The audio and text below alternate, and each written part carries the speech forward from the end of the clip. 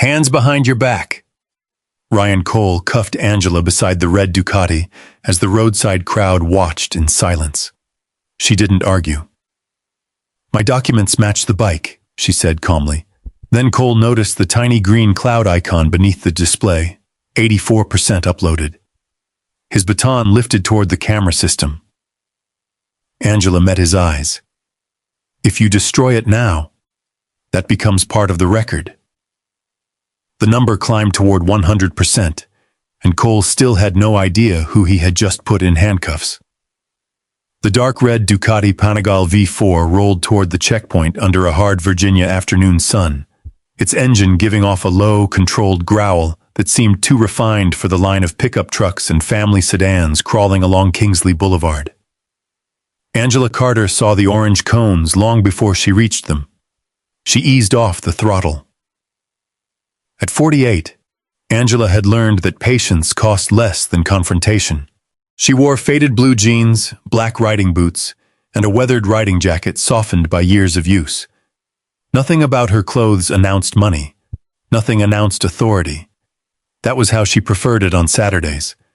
She slowed behind a gray SUV while two uniformed officers waved vehicles through the temporary inspection lane. Near a white command vehicle stood Sheriff Daniel Whitmore. At 54, Whitmore had the practiced appearance of a man accustomed to being recognized.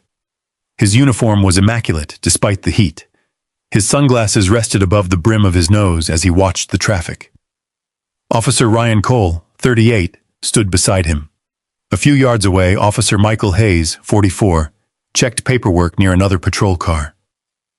Whitmore's attention settled on the Ducati, not on Angela, on the motorcycle. Its deep red fairings caught the sunlight as Angela moved forward. Whitmore leaned slightly toward Cole. Look at that. Cole followed his gaze.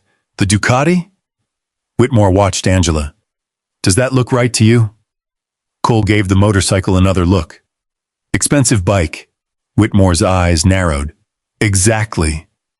Angela couldn't hear them over the engine. She reached the front of the checkpoint, stopped where indicated, and waited. Hayes glanced at her plate, then toward the inspection sheet in his hand. Nothing appeared to concern him. An officer farther ahead waved her through. Angela nodded once, eased out the clutch, and continued north. She had gone less than half a mile when blue lights appeared in her mirror. Her first thought was practical. Maybe something had fallen from the motorcycle. Maybe a turn signal had failed. She checked her speed. Legal. She checked the mirror again. The patrol car was closing quickly. Then the siren sounded. Angela activated her turn signal immediately. She passed a narrow gravel entrance, waited until the shoulder widened, and brought the Ducati to a controlled stop well outside the traffic lane. Engine off, both boots down, hands visible on the handlebars. The sudden quiet felt strange after the steady vibration of the motorcycle. Behind her, a patrol car stopped at an angle. The driver's door opened. Ryan Cole stepped out. His pace told Angela this wasn't going to be a conversation. Hands where I can see them. Angela kept them exactly where they were. They're on the handlebars, officer. Don't reach for anything. I won't. Cole stopped several feet behind her. Angela waited. Cars moved past in the nearest lane. Tires whispered over hot pavement. Across Kingsley Boulevard stood Dawson Pharmacy, a small brick building between a diner and a dry cleaner. People were already looking. Angela slowly turned her head. May I remove my helmet? Cole hesitated. Slowly. She unclipped it and lifted it away. At a fraction of a second, something changed in his face. Angela recognized it. She had seen that look in hotel lobbies, expensive restaurants, conference entrances, and offices during the early years of her career. It was the tiny recalculation that came when someone's assumptions met the person standing in front of them. She placed the helmet on the seat. I'm Angela Carter. Could you tell me why you stopped me? Cole looked over the Ducati instead of answering. Whose motorcycle is this? Mine. You own this? Angela felt the question land harder than its words should have. She did not show it. Yes. Cole walked toward the rear plate. Registration. Of course. It's in the secured compartment behind the seat. Insurance, too. Yes.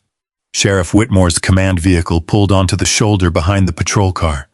Angela noticed it in the mirror. Cole noticed, too. Step away from the motorcycle. Angela stood. I need to open the rear compartment to retrieve the documents. Step away first. She moved 3 paces toward the edge of the shoulder. Only after Cole nodded did she return and enter the compartment code. She removed a slim document case. No sudden movements, no raised voice, no argument. She handed him her license, registration, insurance card, and purchase documentation. Cole examined them, then examined them again. Whitmore arrived while he was comparing the VIN. What do we have? Cole handed him the registration. She's claiming ownership. Angela looked at him. I'm not claiming it. The registration identifies me as the owner. Whitmore lifted his eyes. His expression remained polite enough to survive a camera. Where did you get a motorcycle like this, Ms. Carter? There it was. Not where did you purchase the motorcycle, not when. Where did you get a motorcycle like this? Angela remembered being 32 and walking into a federal conference where a security employee had repeatedly directed her toward the service entrance, despite the credentials in her hand. She remembered being told later that anger would only make the misunderstanding worse. She had swallowed that lesson then. She swallowed it again now. From an authorized Ducati dealership. The purchase information is in your hand. Whitmore looked down. Cole checked the VIN against the registration. Every digit matched. The plate matches, Cole said. Whitmore said nothing. Cole checked the insurance. Current. Still nothing. Angela looked from one officer to the other. Is there a problem with any of my documentation? Whitmore handed the papers back to Cole. We're determining that. You just verified them. We're conducting an inspection. Based on what? Cole's jaw tightened. A motorcycle matching this description may be connected to a theft report. Then may I have the report number? Cole looked at Whitmore. Angela noticed. So did Hayes, who had arrived quietly near the patrol car. Whitmore answered. We don't discuss active reports roadside. I'm not asking for confidential information. I'm asking whether there is a report involving my vehicle. Ma'am, Cole said, you need to stop challenging every instruction. Angela felt several pairs of eyes from across the street. A man outside the diner had stopped beside his parked truck. 2 adults near the pharmacy entrance were watching. Nobody spoke. That silence hurt more than Angela expected. She had helped strangers before without asking what they could do for her. She had spent evenings helping retired neighbors understand fraud notices and government forms, because paperwork frightened people who had spent their lives working honestly. Yet standing beside her own motorcycle with documents proving it belonged to her, Angela could feel herself becoming an object in somebody else's story. Suspicious, difficult, a woman who needed explaining. She breathed slowly. I am cooperating. Cole stepped closer. Then let us do our jobs. I am. You keep questioning us. Questions are not resistance. For the first time, Hayes looked directly at her. Something uncertain passed across his face. Then he looked away. Whitmore walked around the Ducati, examining its fairings and controls. Angela watched without moving. How much is one of these worth? He asked. Angela didn't answer immediately. Is the value relevant to the alleged theft report? Whitmore gave a small, humorless smile. You're very careful with your words. I try to be. Cole handed her documents to Hayes. Run everything again. Hayes looked down at paperwork that had already matched. Then he obeyed. Angela heard a vehicle slowing behind them. Then another. The stop was becoming a roadside spectacle. She could almost feel the questions forming inside the strangers watching her. What did she do? Is this motorcycle really hers? Why would two officers stop her if nothing were wrong? Angela knew how quickly authority could become evidence in the minds of spectators.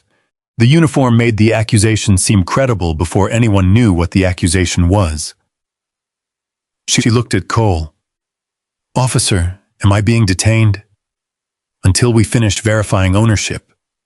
You have my registration, insurance, purchase documentation, and matching VIN." Cole's voice hardened. "And I'm telling you we're not finished." Angela nodded once. Not agreement, acknowledgement. She placed her hands where everyone could see them. Then Cole's attention shifted. His eyes moved past her toward the Ducati's instrument panel. Angela followed his gaze. Beneath the display, almost invisible in the afternoon glare, a tiny green cloud icon had appeared. Beside it was a number, her 17%. Cole stared at it. The irritation disappeared from his face. For the first time since the stop began, Angela saw something else replace it. Concern. He stepped toward the Ducati. "What is that?" Angela looked at the blinking green cloud, then back at him. And suddenly, she understood why his expression had changed. "What is that?" Angela looked at the blinking green cloud beneath the Ducati's display, then back at Ryan Cole. "It's part of the motorcycle's recording system." Cole stepped closer. "Recording what?" "The ride." His eyes moved over the front fairing until he found the small integrated camera beneath it. Then he walked toward the rear and found the second one. Those cameras were running. They activate automatically when the motorcycle starts. Cole looked again at the display. The number had climbed to 21%. "What happens when you turn it off?" "The files upload." "Where?" "Remote storage." The answer changed the air around them. Until that moment, Cole had carried himself like a man who controlled every part of the encounter. His questions had been short. His movements had been deliberate. Now his attention kept returning to the percentage. Sheriff Daniel Whitmore noticed. "What is it?" "Camera system," Cole said. "Front and rear." Whitmore looked at Angela. "Video?" "Yes." "Audio?" "Yes." A brief silence followed. Traffic continued along Kingsley Boulevard. A delivery truck rattled through the intersection. Somewhere across the road, the pharmacy door chimed as someone stepped outside. The number reached 27%. Whitmore moved closer to the Ducati. "How long has it been recording?" "Since I started the motorcycle." "That includes the checkpoint?" "Yes." Angela saw Whitmore's expression tighten almost imperceptibly. She still did not know what he had said before she passed through the checkpoint. But he knew. And whatever it was, the thought of hearing it again seemed to trouble him. Cole bent toward the instrument panel. Angela's voice remained level. "Please don't touch the motorcycle," he straightened. "You don't give instructions here. I'm asking you not to interfere with equipment that is preserving a record of this detention." Cole's hand settled near his duty belt. "You seem to know a lot about how an investigation works." Angela met his eyes. "I know the difference between documenting an event and interfering with one." Whitmore turned toward Hayes. "Did her information come back?" Hayes held Angela's documents. "License is valid. Registration is current. Insurance is current. VN matches." Angela waited. No one told her she was free to leave. Instead, Whitmore asked, "Where are you headed today?" "North." "Where north?" "I'm taking a personal trip." "To where?" Angela felt the familiar pressure behind the question. Give enough answers, and another question appeared. Ask why it mattered. And suddenly, the questions themselves became evidence that she was difficult. She had learned that pattern long ago. "Is my destination relevant to the alleged stolen motorcycle report?" Cole stepped forward. "We're asking the questions, and I'm answering those related to ownership." The upload reached 34%. Across Kingsley Boulevard, Councilwoman Rebecca Torres had come out of Dawson Pharmacy carrying a small paper bag. At 51, Rebecca had lived in Fairmont County long enough to recognize Sheriff Whitmore's patrol vehicles from half a block away. She stopped when she saw Angela beside the Ducati. Then she saw the documents in Hayes's hand. Then Cole standing too close. Rebecca set the pharmacy bag on the hood of her car and took out her phone. Angela noticed the movement. So did Whitmore. Oh. Councilwoman Torres. Rebecca raised the phone. Sheriff, this is an active traffic stop. I can see that. Keep your distance. I'm on the sidewalk. Whitmore's voice became more formal. Do not interfere. Rebecca looked at Angela's hands, still open and visible beside her body. I'm documenting. I'm not interfering. Two other adults near the pharmacy stepped aside, giving Rebecca a clear view. Neither raised a phone. Neither said anything. Angela felt their silence again. She wondered how the scene looked from across the street. A black woman beside an expensive motorcycle. 3 officers around her. 1 sheriff. To a stranger, authority supplied its own explanation. Maybe that was why people stayed quiet. Maybe silence was easier when someone else wore the handcuffs that hadn't yet appeared. The upload reached 41%. Cole moved between Rebecca and the Ducati, blocking her view of the instrument panel. Rebecca took several steps along the sidewalk and raised the phone higher. Cole turned. I told you to stay back. I am back. You're interfering with an investigation. Then explain how. Whitmore raised one hand. Rebecca, don't turn this into something it isn't. Her phone remained steady. I'm trying to find out what it is. Angela said nothing. She appreciated Rebecca's presence, but she did not want the stop transformed into a shouting match. She had spent too many years watching legitimate questions disappear beneath unnecessary noise. Cole turned back toward the Ducati. The upload reached 48%. He leaned toward the display again. If we disconnect the system, does it stop? Angela looked at him. I wouldn't recommend doing that. I asked whether it stops. The motorcycle belongs to me. I don't consent to anyone damaging or disabling its electronics. Cole's jaw tightened. Whitmore glanced toward Rebecca's phone. What exactly is being uploaded? He asked. The recording. All of it. Everything the system captured. Can you stop it? Angela understood the question immediately. No. That was not entirely the point. What mattered was that she would not. Cole stepped closer to the controls. His fingers hovered near the instrument panel. Angela remained where she was. Officer Cole, my registration has been verified. We're past that. Past ownership? We're determining what this equipment is transmitting. It is transmitting my recording from my motorcycle. That could create an officer safety issue. Angela looked at the tiny cameras built into the Ducati. They were installed before this stop began. Cole's cheeks reddened. You're arguing again. No. I'm describing the equipment you asked about. The upload climbed past 55%. A warm breeze carried the smell of asphalt and gasoline across the shoulder. Angela could hear Rebecca's phone capturing everything. She could also hear the strange absence of voices from everyone else. A man beside a pickup truck stared toward the road. A woman leaving the pharmacy stopped near the doorway. Another driver slowed almost to walking speed before continuing. People saw. People understood enough to know something was wrong. Still, nobody spoke. Cole suddenly pulled his baton from his belt. The movement was quick enough that Rebecca's phone shifted. Angela's heartbeat changed. Not her expression, not her posture, only the hard beat beneath her ribs. Cole held the baton low. If equipment interferes with an investigation, we can disable it. Angela looked at the baton, then at him. On.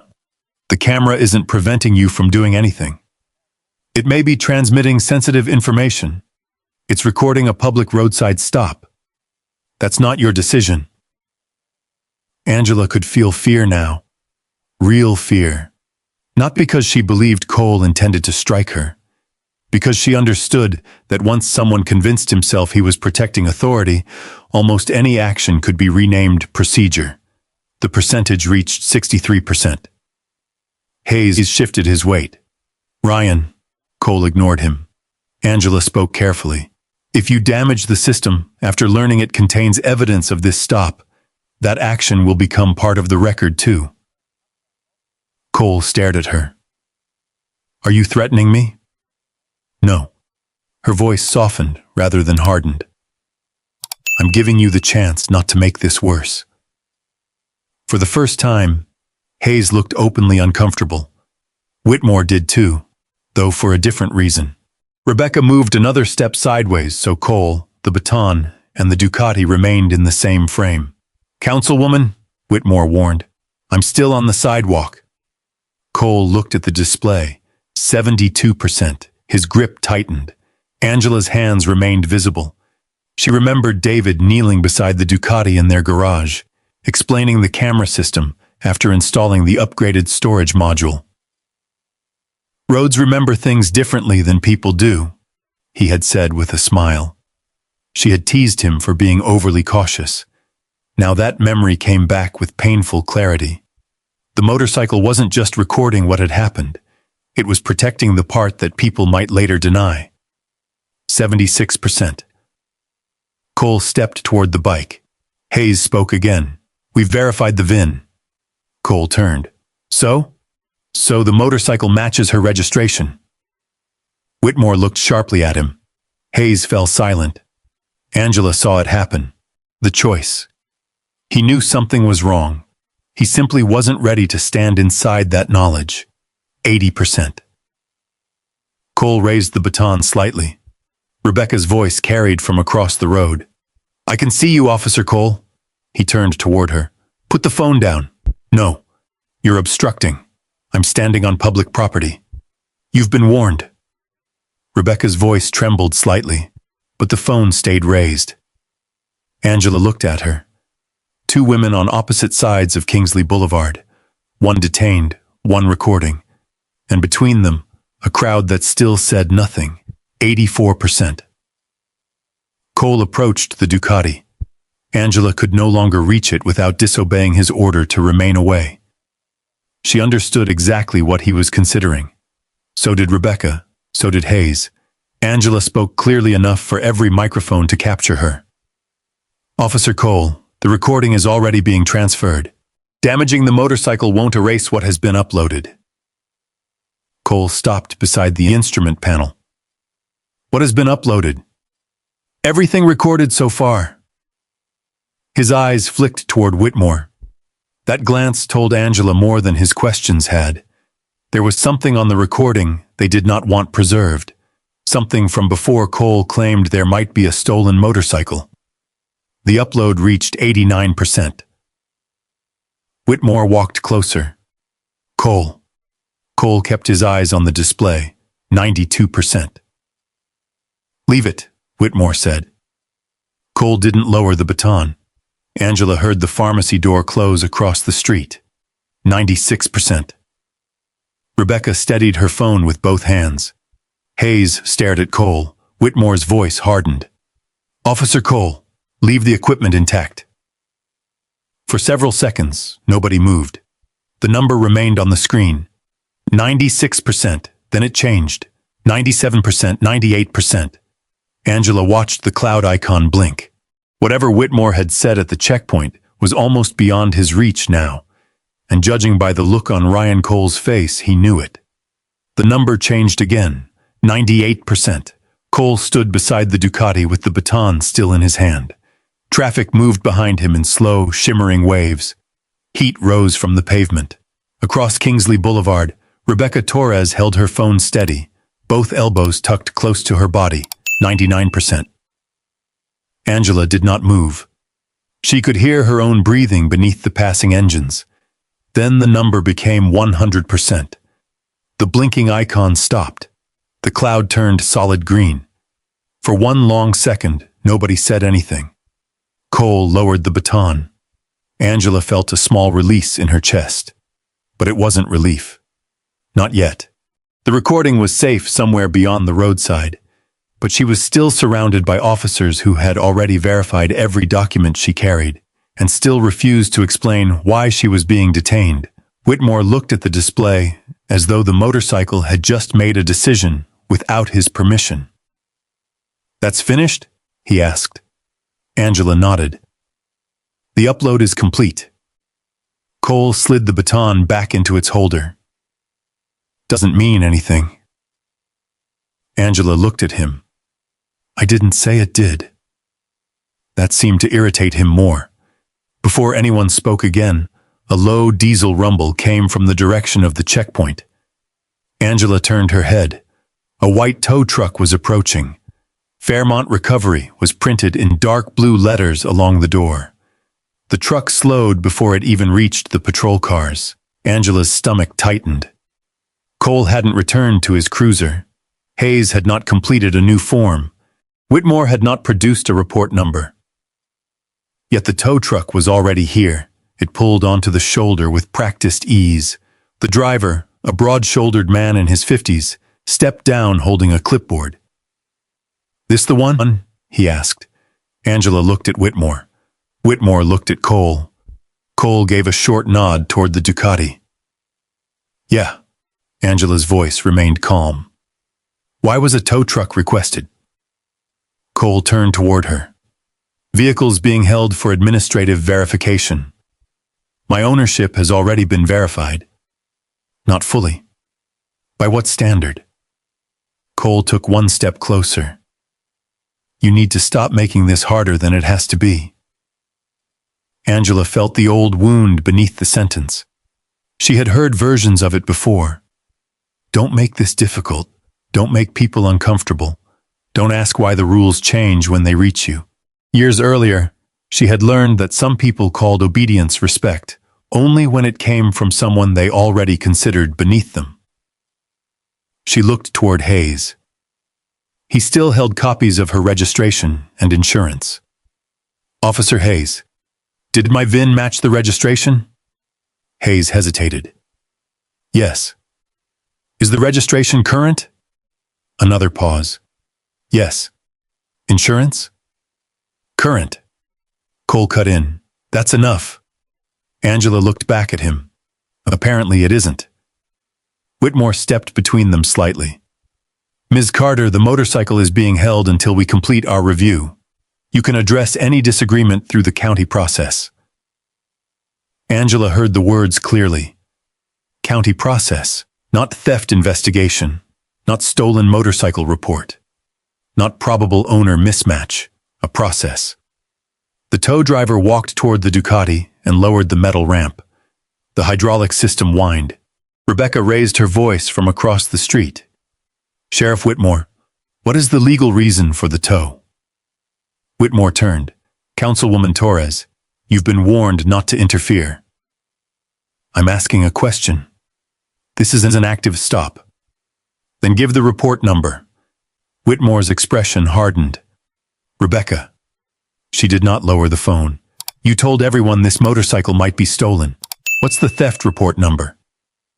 People on the sidewalk shifted.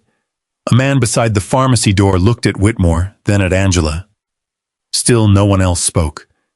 The tow driver began preparing straps. Angela watched him approach David's motorcycle.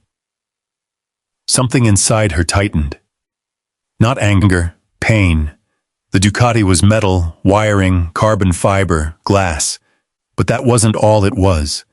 David's hands had adjusted those mirrors. David had spent hours choosing the camera system now glowing green beneath the display. David had planned roads they never got to ride together. Angela kept that memory behind her eyes. Not here. Not in front of these men. She would not give them something private to misunderstand. Cole returned to the rear of the Ducati. "Hands behind your back." Angela looked at him. "Am I under arrest?" "You're being detained while the motorcycle is secured." "That doesn't answer my question." "Hands behind your back." The crowd across the road seemed to become quieter. Rebecca's phone remained raised. Angela looked at Whitmore. "On what offense?" Whitmore said nothing. Cole reached for his handcuffs. Angela understood the choice in front of her. She could argue, she could demand, she could reveal information that would change the temperature of the entire roadside in seconds. She did none of those things. Instead, she turned slowly and placed her hands behind her back. The cuffs clicked shut. The sound was small. It carried farther than it should have. Angela closed her eyes for half a second. There were moments in a person's life when humiliation became physical. Not because metal touched skin, because every witness could see that the rules had stopped making sense, and still nobody moved. Cole checked the cuffs. "Don't pull against them." "I won't." Hayes looked away. Whitmore walked toward Rebecca. "You've recorded enough." Rebecca's voice stayed controlled. "I'll decide when I've recorded enough." "Don't publish incomplete information." "Then give me complete information." Whitmore stopped several feet from the curb. "The vehicle is being held for verification." "After the registration matched?" He did not answer. Behind him, the tow driver positioned the Ducati carefully. Angela watched through the gap between Cole and Hayes. The driver shifted his clipboard under one arm. For only a moment, the top page faced her. She saw 3 typed lines: Fairmont Recovery, Kingsley Checkpoint, and beneath them, red Ducati V4, Premium.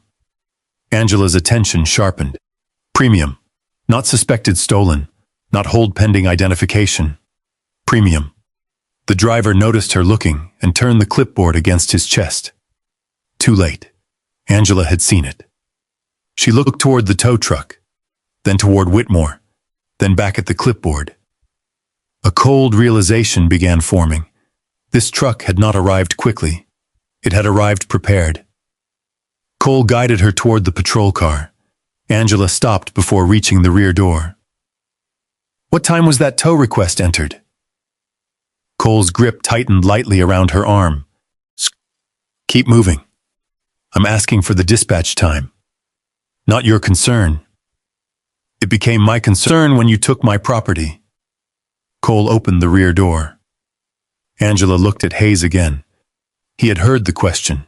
His face gave away nothing, but his eyes moved toward the tow truck. Something about the timing bothered him too. Cole placed a hand near Angela's shoulder. "Get in." She sat carefully. Before he closed the door, she spoke one more time. "Officer Cole." He looked down at her. "If the truck was dispatched before you decided to seize the motorcycle, your paperwork won't fix the order of events." For the first time, he had no immediate reply. He shut the door. Through the glass, Angela watched the Ducati move slowly up the metal ramp. Rebecca kept filming. Hayes stood beside the cruiser, staring at the ground. Whitmore spoke quietly to the tow driver. The roadside crowd remained where it had been, silent and uncertain, watching a black woman sit handcuffed in the back of a police car while men loaded away property that every document said belonged to her. The Ducati reached the truck bed. The driver secured the front wheel. Angela's eyes moved one last time toward the instrument panel. The green cloud was still there, solid, complete. Whatever they did with the motorcycle now, the recording had already left it. But the words on that clipboard stayed in Angela's mind. Red Ducati V4, Premium, a category prepared before anyone had explained a crime. A tow truck waiting before the paperwork existed. Angela leaned back against the seat. For the first time, she stopped wondering whether the officers had made a mistake. A different question had taken its place. What if this had been planned before she ever reached the checkpoint? The patrol car pulled away from Kingsley Boulevard with Angela in the back seat and Ryan Cole in front. Through the rear window, she watched the tow truck disappear in the opposite direction, with the Ducati secured behind it. Michael Hayes drove. He said almost nothing. Cole did enough talking for both of them. "You made that harder than it had to be." Angela looked at the back of his head. "I provided every document you asked for. You challenged everything. I asked why my property was being taken." Cole turned halfway in his seat. You seem to think asking questions makes you immune from procedure. Angela met his eyes. No. I think procedure should survive questions. Hayes glanced at her through the mirror. Just once. Then his attention returned to the road. The Fairmont County Sheriff's Office sat less than 10 minutes away, a low brick building beside the county administrative complex. The fluorescent lights inside gave everything a washed-out color. At the processing desk, Cole placed Angela's license and registration on the counter. The desk officer, a 59-year-old man named Frank Ellis, looked from the paperwork to Angela. Charge? Cole answered. Administrative non-compliance during a vehicle verification. Ellis paused. That's the charge? That's the hold reason, Angela said quietly. My ownership documents were verified roadside. Cole looked at her. You're not speaking right now. Ellis entered her information into the system. For several seconds, nothing changed. Then his expression did. He leaned closer to the monitor. Angela noticed. So did Cole. What? Cole asked. Ellis lowered his voice. Her record has a restricted federal access marker. Cole moved beside him. What does that mean? Means I can't open the linked employment record from this terminal. He looked at Angela again. Identity matches, address matches. Cole frowned. Occupation? Restricted. Angela said nothing. Cole turned toward her. Why is your record restricted? My identity has been confirmed. That's not what I asked. No. For a moment, irritation replaced his curiosity. He picked up her registration. Interview room. Angela was taken down a short hallway. The handcuffs were removed before the door closed. She sat alone at a metal table beneath a humming fluorescent light. Her wrists carried faint red marks. She rubbed them once, then stopped. She had learned long ago that there was danger in letting humiliation choose the next move. At 31, early in her federal career, she had once been mistaken for administrative support at a regional security briefing. The senior official who made the assumption had handed her a stack of folders and asked her to distribute them. Angela had done it. Then she had taken the empty seat at the head of the table and opened the meeting. The room had gone quiet. She had never forgotten the feeling. Not triumph, not satisfaction. Something sadder, the knowledge that respect had appeared only after status did. Years later, she still hated that lesson. A knock came at the door. Cole entered carrying a form and a pen. Read it, sign the bottom. Bottom, Angela read. The report stated that she had delayed inspection, failed to provide clear ownership information, and repeatedly refused lawful instructions. She looked up. My documents proved ownership before I was handcuffed. The investigation wasn't complete. This says I failed to explain ownership. You argued instead of cooperating. I answered every ownership question you asked. Cole pushed the pen closer. Sign it. Angela slid the form back. No. His mouth tightened. Refusing makes the process longer. Then correct the report. Cole took the paper and left. At 2:41 p.m., Angela was allowed one call. She dialed Patricia Lawson. Patricia answered on the second ring. Angela? Write down the time. Patricia's voice changed instantly. Go ahead. 2:41, Fairmont County Sheriff's Office. Kingsley Boulevard stop. My Ducati was taken by Fairmont Recovery. There was a pause. Are you safe? Yes. Are you charged? Not with anything clearly defined. Do they know who you are? Angela looked at the closed door. No. Patricia exhaled. Do you want me to tell them? No. That answer came immediately. Patricia knew her too well to argue. What do you need? Preserve the call log. Find Rebecca Torres's public video if it's posted. Save copies. Do not contact my office. Understood. And Patricia? Yes? The tow truck arrived before the seizure paperwork was complete. Another pause. That matters. I think it matters a great deal. Angela ended the call. 20 minutes later, Sheriff Whitmore entered. He carried a tan folder. Unlike Cole, Whitmore sat down. His tone was calmer, more dangerous for it. I think this can be resolved without making it bigger. Angela waited. Whitmore opened the folder and placed a waiver on the table. Pay the administrative release amount, sign here, and Fairmont Recovery can process your motorcycle for expedited return. Angela read the figure, then read it again. That's more than 6 times the county's published towing rate. Special handling. For what? High-value vehicle. Angela looked up.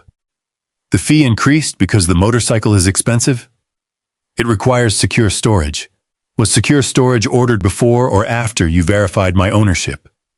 Whitmore rested both hands on the table. You're making this unnecessarily adversarial. I'm asking how the fee was calculated. You can challenge it. How long?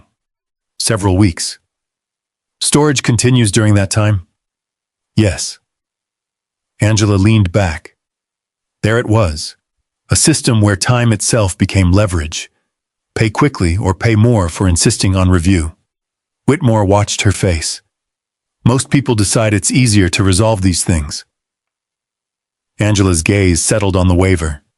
That appears to be the point. His eyes sharpened. What does? Making the cost of challenging the seizure higher than the cost of surrender. For the first time, Whitmore said nothing. Angela pushed the waiver back.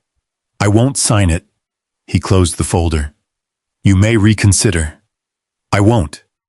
At 4:18 p.m., Angela was told she could leave. No criminal charge, no apology, no Ducati. Outside, the light had softened. Afternoon traffic moved beyond the parking lot, as though nothing unusual had happened. Patricia had arranged a car service. Angela sat in the back seat during the ride home. Her phone was full of messages, but she ignored most of them. One video link had already been shared thousands of times. Rebecca's recording. Angela opened it without sound. There she was on the shoulder, hands visible, Cole's baton, Whitmore, the Ducati, the silent crowd. Comments moved rapidly beneath the video. One caught her attention. Ah! They took my Harley on Kingsley 2 years ago. Same excuse. Another. My brother paid because they said storage would double. Another. Fairmont Recovery again.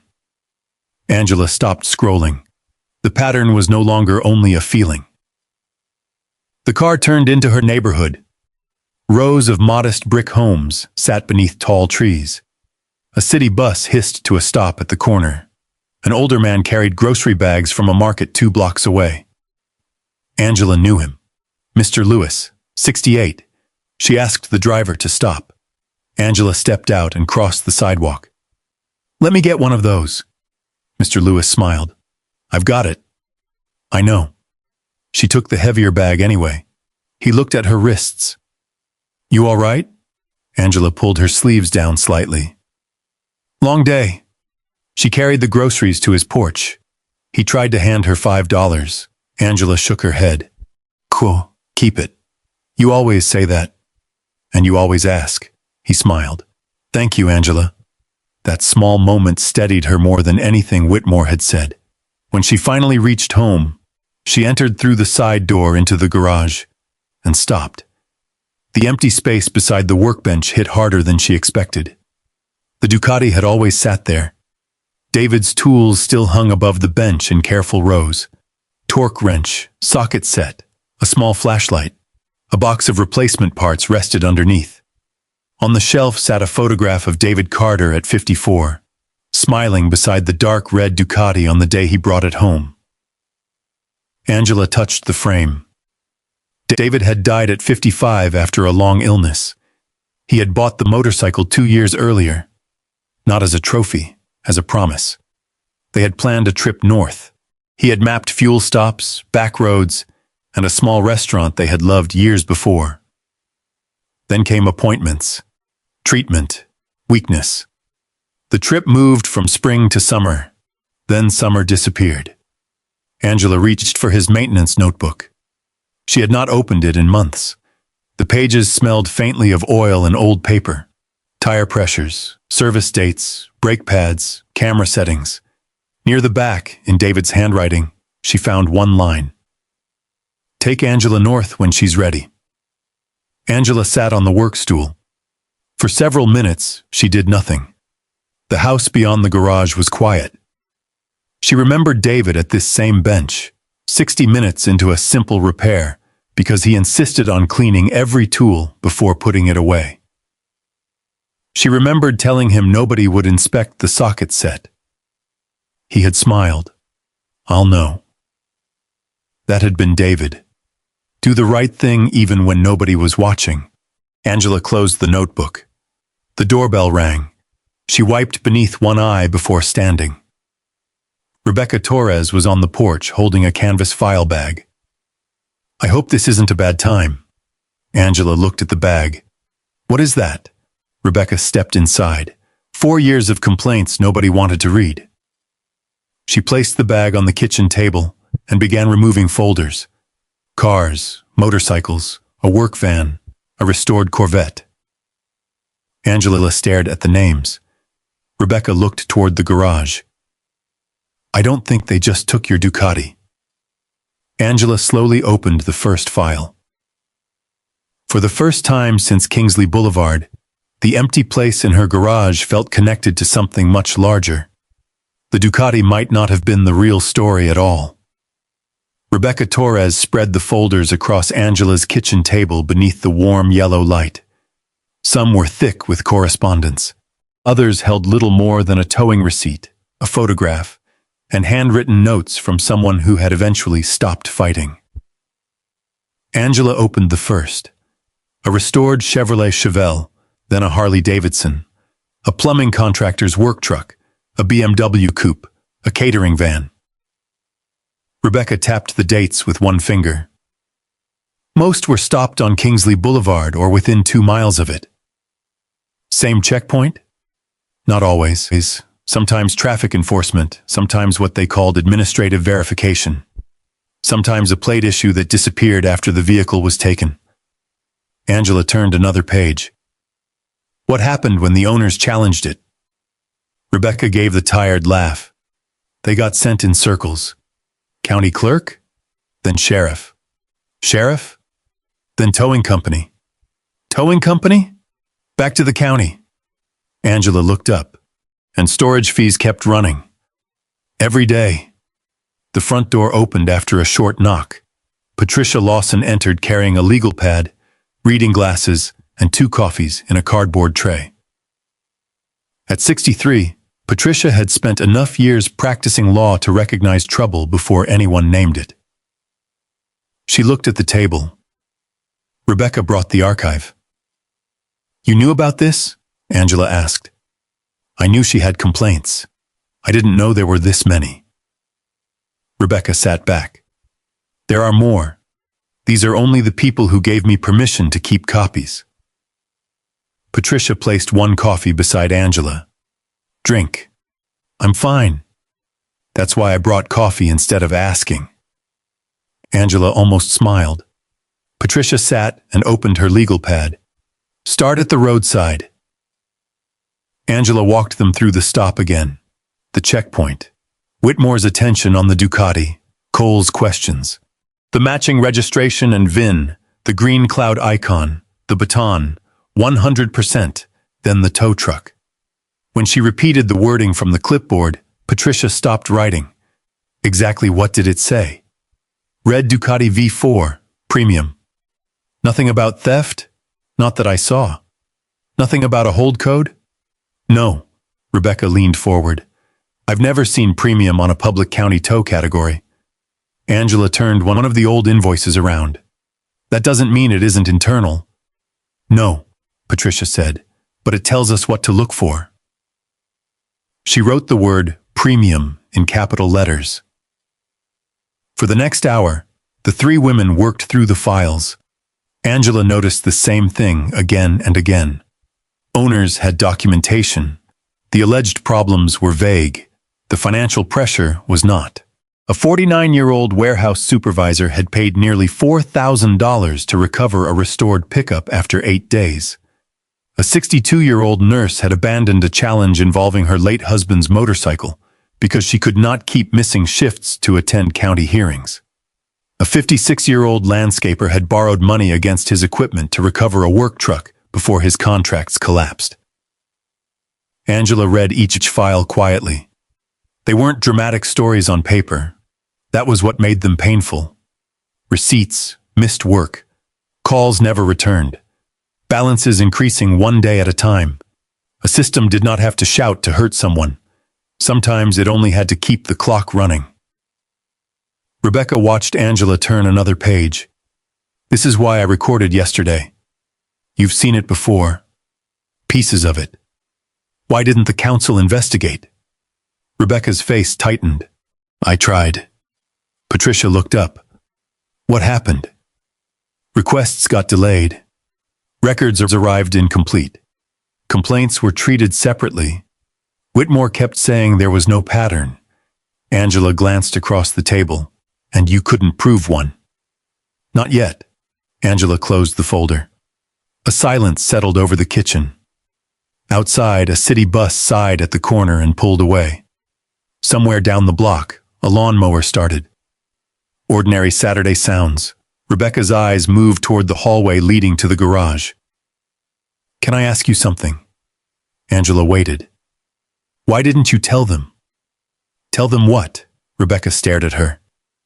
Whatever that restricted federal marker was. Patricia stopped writing. Rebecca continued. I've dealt with federal agencies before. Your record doesn't get locked down because you work at a grocery store. Angela said nothing for a moment. Patricia leaned back. You should tell her. Angela looked at her. She is already part of this. Exactly. Rebecca's expression shifted. Not suspicion. Recognition. Angela, what do you do? Angela rested both hands around the coffee cup. The coffee had gone cold. I work for the FBI. Rebecca blinked. In what capacity? Angela looked directly at her. I lead the Richmond field office. Nothing moved. The refrigerator hummed softly behind them. Rebecca stared as if she had misheard. You mean you're special agent in charge? Rebecca slowly lowered herself against the back of the chair. Patricia watched her carefully. Daniel Whitmore arrested the woman who runs the FBI field office covering this region. Angela's answer was quiet. He arrested a motorcyclist whose registration matched her motorcycle. Rebecca shook her head. Duh. Did he know? No. Cole? No. Hayes? No. Rebecca pushed both hands through her hair. Oh my God. Angela's expression did not change. That cannot become the point. Rebecca looked at her. How can it not be the point? Because if what happened becomes wrong only because of my title, then nothing changes for the people in these folders. Rebecca's eyes moved across the table. Angela continued. I could have identified myself on the shoulder. Why didn't you? Because my registration shouldn't become valid after someone learns I have authority. The words settled heavily between them. Angela looked toward the dark hallway. The motorcycle was mine before they knew my name. My answers were truthful before they knew my job. The cameras were lawful before they knew who would eventually see the recording. Patricia gave a small nod. Rebecca looked almost angry now, though not at Angela. They handcuffed you. Yes. They took David's motorcycle. Yes. And you could have ended it with 4 words. Maybe. Rebecca waited. Angela looked back at the files. But Denise Parker couldn't. Rebecca followed her gaze. Neither could Walter Brooks.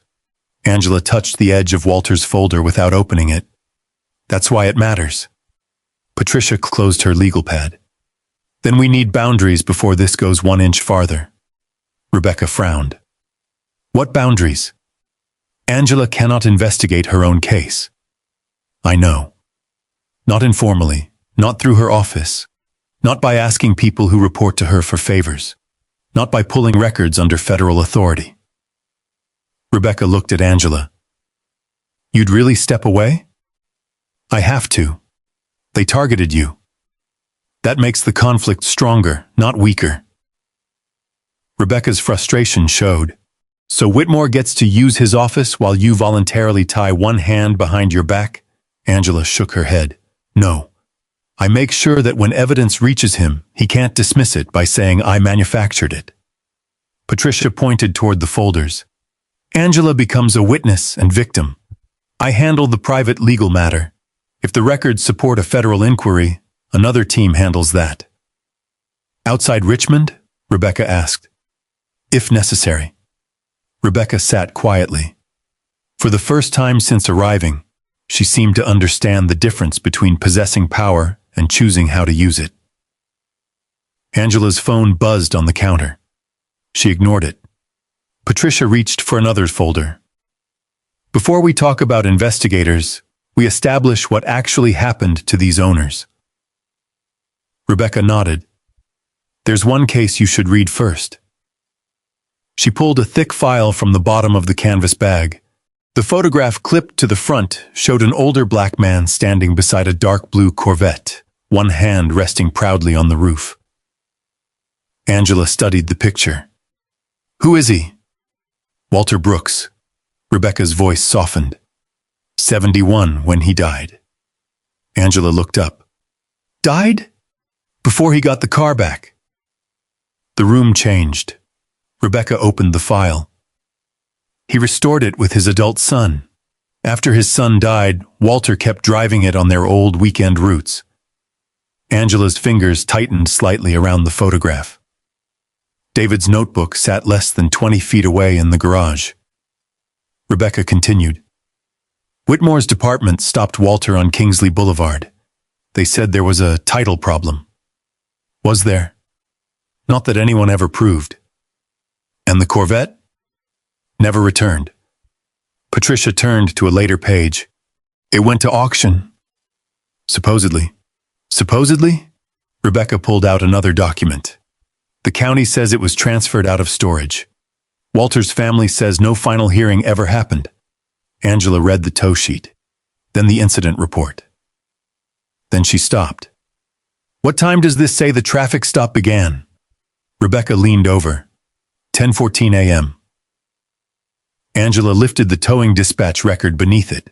Patricia saw it at the same moment. The kitchen became very still. Fairmont Recovery had dispatched the truck at 10:07, 7 minutes before Walter Brooks was officially stopped.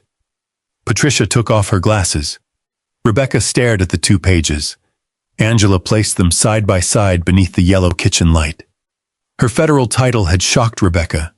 This was different. This was evidence. And if the timestamps were accurate, Daniel Whitmore's problem was no longer that his officers had arrested the wrong woman. Someone had ordered Walter's tow before there was a traffic stop to justify it. Patricia Lawson placed the 2 documents side by side. 10:07 a.m., Fairmont Recovery dispatched. 10:14 a.m. Walter Brooks officially stopped. 7 minutes. Rebecca Torres stared at the numbers. Could it be a clerical mistake? It could, Angela said. Rebecca looked surprised by the answer. Angela continued. One bad timestamp proves almost nothing. We don't decide what happened because we want the documents to agree with us. Patricia nodded. We find another case. Rebecca reached immediately for the canvas bag. By midnight, they had found 3, but Angela stopped them there. She would not turn her kitchen into an unofficial FBI office. The next morning, she notified the appropriate federal leadership that she was the victim of a potentially coordinated property seizure scheme involving Fairmont County officials. She disclosed everything: the roadside detention, the Ducati, her prior professional contact with local agencies, and Rebecca's files. Then she stepped away. An independent public corruption team was assigned. Special Agent Marcus Reed arrived at Patricia's office Monday morning. He was 52, broad-shouldered, quiet, and deliberate. He had spent nearly 3 decades investigating cases in which official paperwork often looked clean until someone compared it with what had actually happened. He shook Angela's hand. "Before we start, I need the boundaries clear." Angela nodded. "I'm listening." "You are a victim and witness. You do not direct this investigation. You don't contact Fairmont employees for us, request records through your position, or ask anyone in your field office to run names." "Agreed. If we need something from you, we ask through counsel." Angela glanced toward Patricia. "Agreed." Marcus studied her for another moment. "Most people in your position don't enjoy being told what they can't do." Angela sat down. "Then they're in the wrong position." Rebecca placed the first stack of complaints on the conference table. Marcus did not react dramatically. He simply opened his notebook. "Let's begin with the people." Denise Parker arrived first. She was 58 and carried a bakery box tied with white string. "I brought pound cake," she said. "My mother taught me never to walk into somebody's office empty-handed." Angela helped clear a space on the table. "You didn't have to bring anything." "I know." Denise smiled faintly. "That's different." She owned a small catering business on the south side of Richmond and had spent 19 years building it from weekend church dinners into a steady operation serving retirement gatherings, family reunions, office lunches, and community events. 6 months earlier, Fairmont deputies had stopped her delivery van. "They said my commercial registration needed additional verification," Denise explained. "Was it current?" Marcus asked. "Yes." "Did you have proof?" "In the glove compartment. Registration, insurance, renewal receipt." "What happened?" "They took the van anyway." The room grew quiet. "How long?" 23 days. Denise folded her hands. "I had 2 retirement dinners that week, a church anniversary, then a reunion for nearly 100 adults the following Saturday." She looked down. "I lost all of them." Angela knew what came next before Denise said it. "I had to cut hours. Then I had to let people go." "How many?" Patricia asked. 3. Denise swallowed. "One had worked beside me for 11 years. Marcus wrote without interrupting. "How was the registration issue resolved?" "Dismissed." "And the fees?" "They still billed me." Angela's eyes lifted. "Even after the issue was dismissed?" Denise nodded. "They said towing and storage were separate from the county decision." Marcus asked, "Were you offered another way to get the van back sooner?" Denise hesitated. "An expedited release." "Amount?" She named it. Patricia looked at Angela. Far above the published rate. Angela said nothing. When the interview ended, Denise pushed the bakery box toward them. "For helping." Angela shook her head. "Marcus is doing his job. Patricia is doing hers. You don't owe us anything." Denise looked at her. "Then take it, because people need to eat." That earned a small smile. "That I can accept." Before Denise left, Angela quietly gave Patricia the contact information for an emergency small business legal program she knew from years of community outreach. "No favors," Angela said. "Just get her to someone who knows the process." Denise overheard. "I can't pay you for this." Angela looked at her. "I didn't ask." The next person through the door was Marcus Green, 36, an electrician with rough hands and a company shirt faded from years of washing. He placed a thick folder on the table. "My Kawasaki." Marcus Reed glanced at him. "How long did you save for it?" 5 years. Green gave an embarrassed smile. "I know motorcycles aren't necessities." Angela answered before anyone else could. "That doesn't make taking one without lawful cause acceptable." His expression changed. For the first time since entering, he seemed less defensive. "They stopped me coming back from a job outside Fairmont. Said there was an ownership question." "Was there?" Reed asked. "No." Green opened the folder. Then an officer told me I could pay a processing amount and ride away. Was it written on a county form? No. Receipt? He said there wouldn't need to be paperwork if I handled it there. Marcus Reed stopped writing. How much? Green told him. And you refused? Yes. What happened? They towed the bike. Where is it now? I don't know.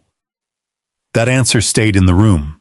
A grown man had purchased something legally, registered it, insured it, protected it, and after more than a year could not even say where it was.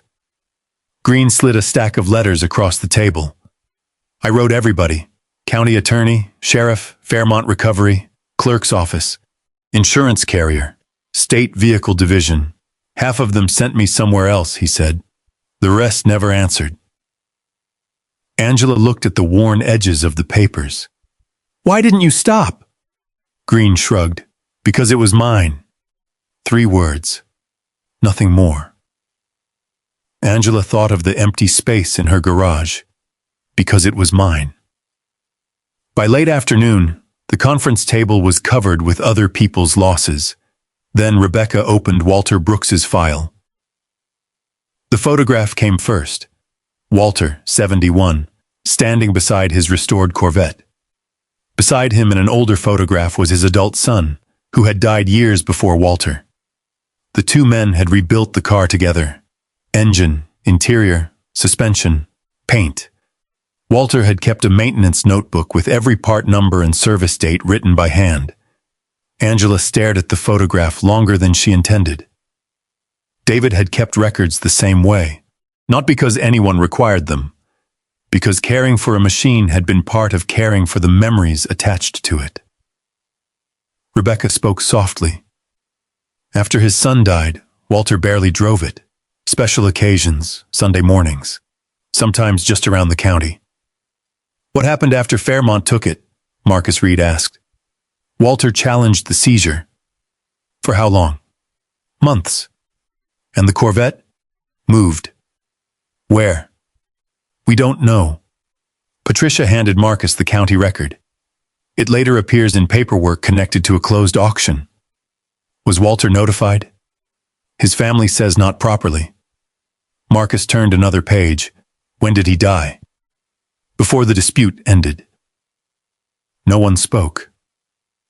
Angela looked again at Walter's hand resting on the Corvette's roof. For a moment, it became David's hand on the Ducati. The same quiet pride. The same ordinary attachment that would look meaningless to anyone measuring only market value. Angela closed the file carefully. They weren't taking vehicles. Marcus Reed looked at her. What were they taking? Time. Her voice was low. Work, independence, memory. The things people attached to those vehicles because they thought those things were safe. Rebecca's eyes lowered. Angela continued. And then they charged people by the day for trying to get them back. Marcus did not answer. He returned to Walter's documents. Let's stay with what we can prove. Angela nodded. He was right. Emotion could explain why the case mattered. Evidence had to explain what happened. Patricia brought out the dispatch sheet they had found the night before. Marcus compared it with the incident report. 10:07, 10:14. He looked at Rebecca. Do you have Denise Parker's original tow records? Yes. She searched the stack. Marcus placed Denise's dispatch record beside her traffic stop report. His finger stopped. Patricia leaned closer. Angela already knew from his expression. The tow truck had started moving before Denise's stop had officially begun. Marcus Green's records came next. Same pattern, different dates, different vehicles, different reasons given roadside. But the trucks were already moving. Marcus Reed rose from his chair and walked to the window.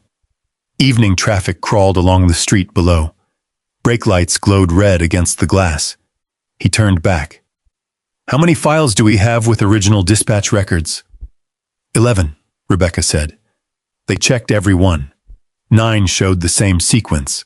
Tow truck dispatched first. Official stop entered later. Patricia slowly removed her glasses. That can't happen by accident 9 times. Marcus remained cautious. It can happen for reasons we haven't identified. But it means something happened before the recorded stop, Angela said. Yes. Marcus looked at the documents. Something caused Fairmont Recovery to send a truck toward a vehicle the county had not officially decided to seize yet. Angela remembered the clipboard. Red Ducati V4, premium, not a description, a category. She could see Whitmore again beside the checkpoint, looking past her face and toward the machine beneath her. Not asking who she was, calculating what she had. Marcus gathered the records into a separate stack. We request dispatch logs, contractor communications, checkpoint assignments, storage records, fee schedules, auction documents. Rebecca looked at him. You believe us now? Marcus met her eyes. I believe the records justify questions. It wasn't dramatic. It was better than dramatic. It was movement. Angela looked at Walter's photograph.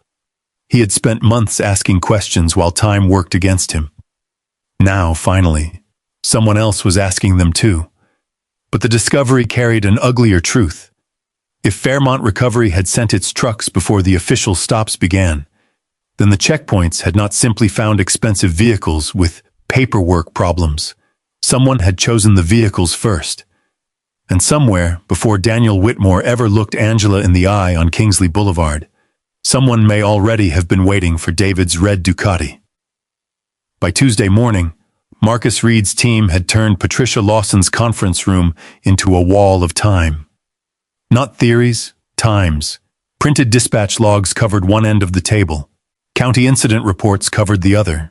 Between them sat towing invoices, checkpoint assignments, storage notices, and photographs Rebecca Torres had collected over 4 years. Marcus stood over Walter Brooks' file. Traffic stop entered at 10:14 a.m. One of the analysts, 41-year-old Laura Mitchell, checked the Fairmont Recovery record. Truck dispatched at 10:07. Location? Already headed toward Kingsley Boulevard before Walter's plate appears anywhere in the county system. Marcus drew a line between the 2 times. 7 minutes, then Denise Parker. The county claimed her commercial registration required additional verification at 1:26 p.m. Fairmont Recovery dispatched a truck at 1:17, 9 minutes earlier. Marcus Green's Kawasaki was worse. The towing unit had left the Fairmont lot 11 minutes before an officer recorded the first supposed ownership concern. Laura looked across the table. Maybe dispatch was pre-positioning trucks near the checkpoint. Marcus nodded. Possible. Check every vehicle the contractor handled those days. They did. Ordinary disabled cars did not show the same pattern. Collision removals did not show it. Roadside breakdowns followed the expected sequence. Incident first, dispatch second. Only a cluster of valuable vehicles reversed the order. Classic cars, large motorcycles, restored trucks, high-end imports. Angela sat several feet away with Patricia. She had deliberately chosen a chair away from the investigator's working table. It was a small distinction, but an important one. This was no longer hers to investigate. Marcus looked toward her. Walk me through the moment you first saw the tow truck. Angela closed her eyes briefly, rebuilding Kingsley Boulevard in her mind. The upload had just reached 100%. Cole had not finished the paperwork. Whitmore still had not given me a theft report number. Then, I heard a diesel engine. Did the driver appear confused about which vehicle he was there for? No. Did he ask what had happened? No. What did he ask? Angela remembered it exactly. This the one? Laura stopped typing. Marcus said, and the clipboard? Red Ducati V4, premium. You're certain about the word? Yes. Could it have referred to a service package? I don't know. Marcus nodded. The answer mattered because she had not tried to improve it. He turned to Laura. Search the county contracts for that term. An hour later, she shook her head. No public towing category called premium. No premium vehicle class in the published fee schedule either. Patricia leaned back. So it was internal. Marcus corrected her gently. It may have been. Angela appreciated that. Every careful word made the eventual truth harder to dismiss. By noon, the pattern board held 9 cases, 9 vehicles, 9 early dispatches, 9 owners pushed into expensive administrative holds. Rebecca arrived carrying another file box. I found the council correspondence. She placed it on the floor. Whitmore answered some of my complaints himself. Marcus opened the first letter. Sheriff Daniel Whitmore had written that vehicle seizures were initiated only after officers identified a lawful administrative reason. Marcus read the sentence twice. Then he looked at the dispatch chart. If these records are accurate, that statement is impossible in at least 9 cases. Rebecca's mouth tightened. I spent 4 years being told I was comparing unrelated complaints. Angela looked at her. You weren't wrong because they refused to call it a pattern. Rebecca gave a tired nod. No, but people got tired while I was trying to prove it. That afternoon, Denise returned to Patricia's office with additional bank statements. She had brought another bakery box. Angela saw it and almost protested. Denise raised a hand. Don't start. These are leftover biscuits. Angela smiled. All right. While Marcus copied the financial records, Denise sat beside Angela. I called that legal program. Good. They found a way to pause one of the old collection claims. I'm glad. Denise studied her. Rebecca told me what you do. Angela's expression changed slightly. She shouldn't be spreading that. She didn't. I asked why federal people suddenly cared. Angela looked toward Marcus. They care because the evidence deserves review. Denise shook her head. That's not what I meant. Angela waited. Denise lowered her voice. You could have told those officers who you were. Yes. Why didn't you? Angela looked at the rain beginning to speckle the office window. Because I wanted the same thing you wanted. What? For the paperwork in my hand to be enough. Denise looked down. For several seconds, neither woman spoke. Then Denise said, It should have been. 3 simple words. Angela felt them more deeply than praise for any title she had ever held. Late that afternoon, Marcus received confirmation from Fairmont County that Sheriff Whitmore would hold a press conference. Rebecca turned on the television. The sheriff appeared on the front steps of the department beneath a bright blue county seal. Ryan Cole stood several feet behind him. Michael Hayes stood farther back. Whitmore approached the microphones. Last Saturday, officers conducting a lawful checkpoint stopped a high-value motorcycle for additional verification. Angela watched without expression. The operator repeatedly challenged standard instructions, requiring officers to temporarily restrain her while ownership review continued. Patricia muttered, They verified ownership roadside. Whitmore continued. The motorcycle was transferred to Fairmont Recovery under the same procedures applied to other motorists. Marcus's eyes lifted. Angela noticed. So did Rebecca. A reporter asked, Sheriff, did you know the rider was Angela Carter, special agent in charge of the FBI's Richmond field office? Whitmore paused only briefly. No. And would that have changed your actions? Absolutely not. He looked directly into the cameras. Fairmont County applies the same rules to everyone. Rebecca stared at the screen. He thinks that helps him. Angela remained quiet. Another reporter called out. Why did the tow truck arrive before the detention paperwork was finished? Our contractor supports checkpoint operations. Rapid response keeps roadways clear. Marcus wrote the sentence down. Interesting. Patricia looked at him. Why? He just offered an explanation for one early truck. Marcus pointed toward the board. He didn't explain 9. Whitmore continued. No public official should expect special treatment because of title, position, or federal employment. Angela's face tightened for the first time. Not because the statement attacked her, because it borrowed the language of equality to defend a system that had depended on unequal power. Rebecca turned down the television. He's making you sound like someone angry because he didn't recognize you. That's the point, Angela said. Shuh, he doesn't need everyone to believe him. He only needs enough people to wonder. Marcus closed Walter's file, but his statement gave us something useful. What? He said the same procedure was used on everyone. Angela looked at the 9 files. Then we compare the procedure. Marcus nodded. They did. The numbers became harder to ignore. Vehicles estimated below a certain value were usually released or processed normally. The expensive ones were far more likely to receive additional holds. Those belonging to out-of-county owners accumulated longer storage periods. Several owners who paid quickly received immediate release. Those who challenged the seizure encountered delays. Patricia laid 3 invoices together. Look at these fees. Secure handling, valuation inspection, administrative storage, special property review, different names, similar amounts. Rebecca frowned. The higher the vehicle value, the higher the charges. Marcus said nothing. Not yet. Angela walked to the window. Rain had darkened the pavement outside. Cars moved slowly beneath gray afternoon light.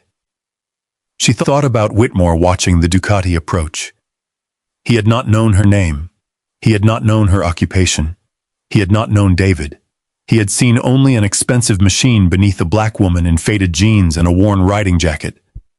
He had decided something looked wrong. Now Angela wondered whether the decision had been even colder than prejudice. Maybe Whitmore had not merely decided she did not look like someone who should own the Ducati. Maybe he had seen exactly what he wanted, a valuable motorcycle, an out-of-county rider, someone he believed could be pressured, someone he believed would eventually pay. Marcus's phone rang. He listened for nearly a minute without speaking. Then he looked at Laura. Get the original checkpoint scheduling records. What happened? Fairmont Recovery says its trucks are routinely positioned near major county operations. Rebecca folded her arms. That's what Whitmore said. Marcus nodded. But the contractor's fuel and gate records show those 9 trucks weren't waiting near checkpoints. Angela turned from the window. Marcus placed the phone down. They left the Fairmont Recovery Yard with individual destination instructions. Patricia stared at him. Before the stops. Yes. The room became silent. Angela looked at Walter's photograph. Then Denise's van. Marcus Green's Kawasaki. Finally, the picture Rebecca had taken of David's Ducati disappearing onto the tow truck. The word premium returned to her. Not expensive, not special handling. Selected. Outside, rain tapped steadily against the glass. For years, Fairmont County had called these separate administrative disputes. Now the sequence told a different story. The trucks were not responding to seizures. They were already moving toward the vehicles that would be seized. And if someone had known where those vehicles would be before the officers stopped them, there had to be something else somewhere.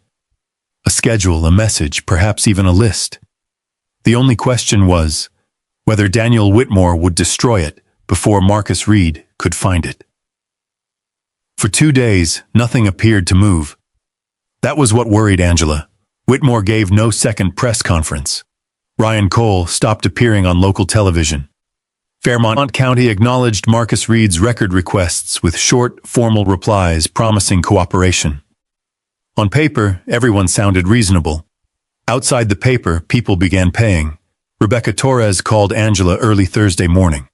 My brother lost the road contract. Angela sat upright at her kitchen table.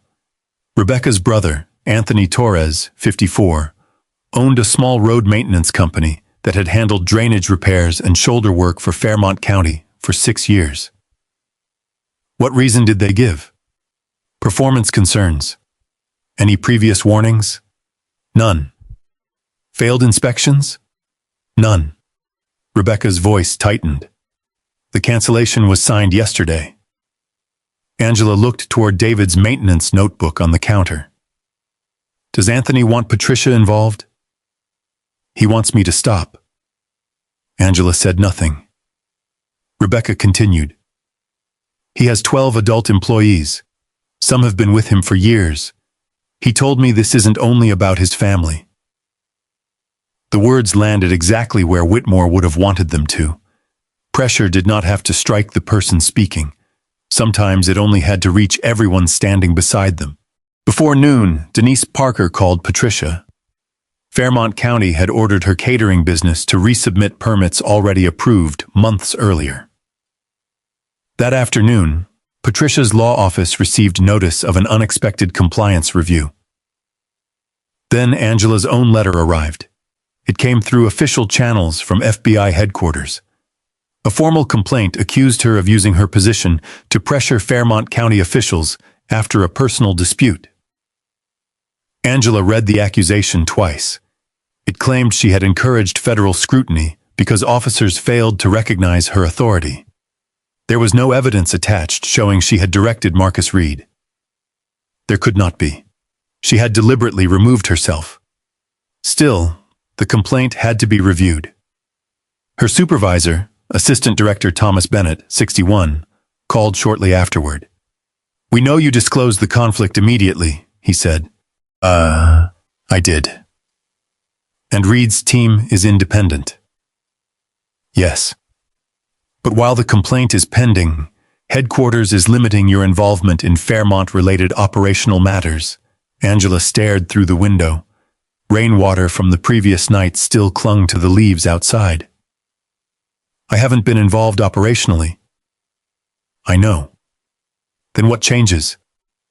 "The restriction becomes formal." Angela understood. The appearance of power could become almost as damaging as misuse of it. "How long?" "Until we know more." She closed her eyes briefly. "Understood." Thomas lowered his voice. "Angela, this isn't discipline." "It will look like it." "Probably. And Whitmore knows that." "Probably." After the call, Angela remained at the kitchen table. Her badge was locked away upstairs. For the first time in years, the authority attached to it felt less like protection than weight. She had spent her career believing power was safest when restrained. Now Whitmore was trying to make restraint look like guilt. Patricia arrived that evening. "You look terrible." "Thank you. I meant tired." That didn't improve it. Patricia placed a paper bag on the counter. "Soup." Angela looked inside. "From Denise?" She insisted. "Her permits are under review and she's feeding us." "That's Denise." Angela rubbed her forehead. "Rebecca's brother lost his contract." "I know." "Your office is being reviewed." "I know that too." "Denise is being pressured." "Yes. And headquarters has formally restricted me from Fairmont matters." Patricia sat across from her. "Say the part you're trying not to say." Angela looked toward the garage. "Maybe I should stop." Patricia did not react. Angela continued. "My Ducati is one motorcycle. Walter's case existed before me. Marcus Green's case existed before me. But these people are being punished now because this became visible." "You're assuming stopping makes the punishment disappear." "It might. Or it teaches Whitmore that pressure works." Angela's jaw tightened. "You don't have 12 employees depending on Anthony's contract." "No. You aren't Denise." "No. You aren't Rebecca." "No." Patricia leaned forward. "And you don't get to make their decisions for them either." The doorbell rang. Angela stood. On the porch was Helen Morris, 67, from 3 houses down. She held an envelope and wore a worried expression. "I'm sorry to bother you." "You're not bothering me." Helen lifted the envelope. "I think somebody's trying to charge me for something I never ordered." Angela looked back at Patricia. Patricia almost laughed. Of course. Angela invited Helen inside. The letter concerned a medical billing service claiming Helen owed more than $900 for equipment she had never received. Angela spent 40 minutes at the kitchen table going through statements, dates, insurance notices, and account numbers. She called no FBI contact, used no government database. She simply showed Helen how to dispute the bill in writing, where to send copies, and which documents to keep. When they finished, Helen opened her purse. No. Angela hadn't even seen what she was reaching for. Helen smiled. I was going to give you $20. Keep it. You spent almost an hour. Then make me coffee sometime. Helen folded that money away. I can do that. At the door, she touched Angela's arm. David used to help me with my car papers. Angela's expression softened. I know. He said you were better at the complicated things. He said that because he hated paperwork. Helen laughed. For a few seconds, the pressure surrounding Fairmont County disappeared. After she left, Patricia stood in the kitchen doorway. That's why you're not stopping. Angela gathered Helen's papers into a neat stack. Helping a neighbor with a fraudulent bill isn't the same as asking people to risk their livelihoods. No. Patricia looked at her. But it's the same reason you care. Angela did not answer. The next morning brought another blow. Local television ran Whitmore's accusation before breakfast. The words FBI abuse of power appeared beneath Angela's photograph. Whitmore stood before cameras again. We welcome legitimate oversight, he said. What we cannot accept is federal intimidation arising from a routine county matter. Angela turned off the television. She had faced armed suspects with less discomfort than she felt watching her integrity turned into a headline. Her phone rang. Rebecca. Don't watch the news. Too late. They're saying you ordered the investigation. I didn't. I know. Knowing isn't the same as proving. Rebecca went quiet. Then she said, Anthony wants me to quit the council inquiry. Angela closed her eyes. What are you going to do? I don't know. That answer frightened Angela more than anger would have. By Sunday afternoon, she drove to her mother's home outside Richmond. Her mother, Evelyn Carter, 74, had already set baked chicken, green beans, cornbread, and peach cobbler on the dining table. Evelyn watched Angela eat 3 bites. Are you sleeping? I'm working. That wasn't my question. Angela almost smiled.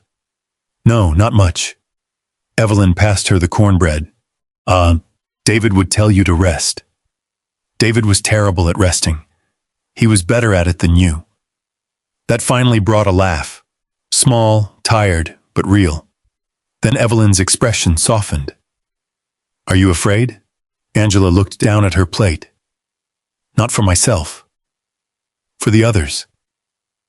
Angela nodded. They're counting on people getting tired. Evelyn reached across the table. Then don't confuse rest with surrender. Angela looked at her mother. It was exactly the kind of thing David would have said. That evening, Angela returned home before dark. She made tea, turned off the television, opened David's notebook.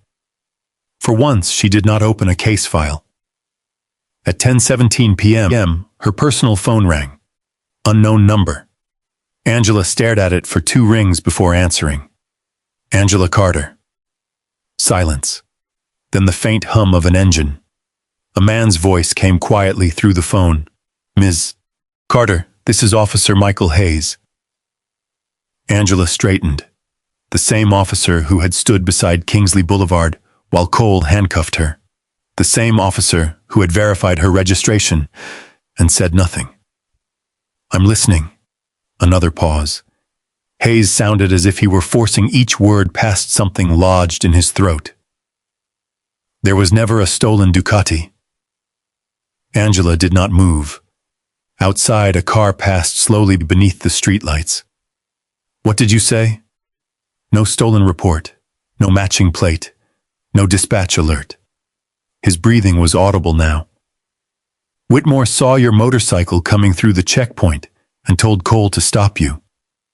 Angela's eyes moved toward David's notebook. She had known something was wrong. Knowing was different from hearing an officer admit it. Why are you telling me this? Hayes did not answer immediately. Then he said, because yours wasn't the first. Angela felt the room become very still. How many? I don't know. Then what do you know? Hayes lowered his voice even further. The checkpoint isn't really about inspections. Angela gripped the phone. What is it about? A long silence followed. Then Michael Hayes said the words Daniel Whitmore had spent years keeping out of every public report. There's a list. Angela sat motionless at her kitchen table. What kind of list? Hayes did not answer at once. She could still hear the low engine hum on his end of the call, along with the occasional rush of tires passing somewhere nearby. They call it the Premium Vehicle Recovery List. Angela looked toward David's maintenance notebook. What is on it? Cars, motorcycles, restored trucks, anything valuable enough to generate storage money. His voice had changed. The words were coming faster now, as if once he crossed the line into truth, stopping became harder than continuing. Out-of-county owners get extra attention. People who look like they can pay. People who probably won't come back for 3 hearings if they live 2 states away. Angela felt a cold weight settle behind her ribs. Who maintains it? Whitmore sees it. Cole uses it.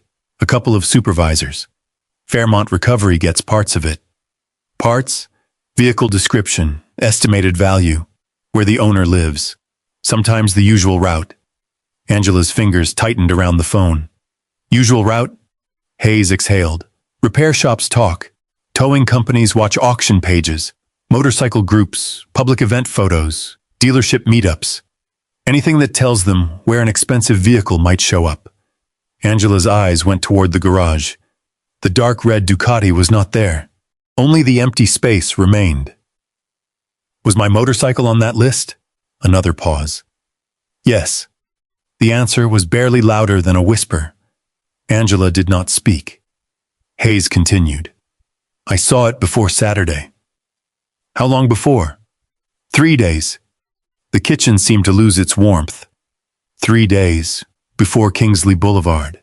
Before Whitmore looked at her worn riding jacket. Before Cole asked how she could own a Ducati. Before anyone pretended there might be a stolen motorcycle. Angela stared at the edge of the table. What exactly did the entry say? Red Ducati Panigale V4, out-of-county owner, high value. Anything else? Hayes hesitated. Saturday route through Fairmont. Angela closed her eyes. She had checked road conditions earlier that week. Fuel stops, construction advisories. Nothing she considered private enough to hide. She had not known someone else might be watching for the machine. Was my name on it? I didn't see your name. Then how did they know the route? I don't know. Angela heard the truth in that answer too. He was not trying to make himself more useful than he was. That mattered. Where is the list stored? Department system. What system? Internal planning database. Is it an official county record? Hayes gave a short, bitter breath. They'd tell you it was resource planning. What do you call it? Silence. Angela waited. Finally, he said, a shopping list. The phrase landed harder than she expected. She pictured Walter Brooks polishing his Corvette, Marcus Green saving for 5 years, Denise Parker loading catering trays into a van, David leaning over the Ducati with a flashlight between his teeth. A shopping list. People's work and memory reduced to estimated revenue. Angela forced herself back to the call. Michael, I need you to listen carefully. I'm listening. Do not remove anything. Hayes was quiet. Do not copy files to a personal drive. Do not alter records. Do not access systems you are not already authorized to use. Then how am I supposed to prove it? You prove it without becoming part of the misconduct. He gave a frustrated sigh. That's easy to say from where you're sitting. Angela accepted the blow. You're right. The answer seemed to surprise him. She continued, the risk is yours, your job, your pension, your family. I don't get to pretend otherwise. Hayes's voice tightened. My mother is 78. Angela said nothing. She needs help getting to appointments, medication, home care a few days a week. My insurance carries most of it. Does Whitmore know? He approved extended leave for me 2 years ago when she got sick. Angela understood before Hayes finished. He reminds you. Every time I question anything. The engines on his end idled lower. He says loyalty matters. Angela looked at David's notebook. Loyalty doesn't require protecting a lie. Hayes gave a humorless laugh. That's clean when you're not the one who loses the insurance. Angela let the criticism stand. Then she said, no, it isn't clean. Hayes went quiet. But the people whose vehicles were taken are paying too. I know. Walter Brooks paid until he died. I know. Marcus Green still doesn't know where his Kawasaki is. I know. Denise lost work she spent years building. His voice broke slightly. I said I know. Angela softened. I believe you. For several seconds, neither spoke. Then Angela said, if you can lawfully document something you are already permitted to view, send it to Patricia Lawson. Not you? No. Why? Because I am a witness. Hayes seemed almost amused.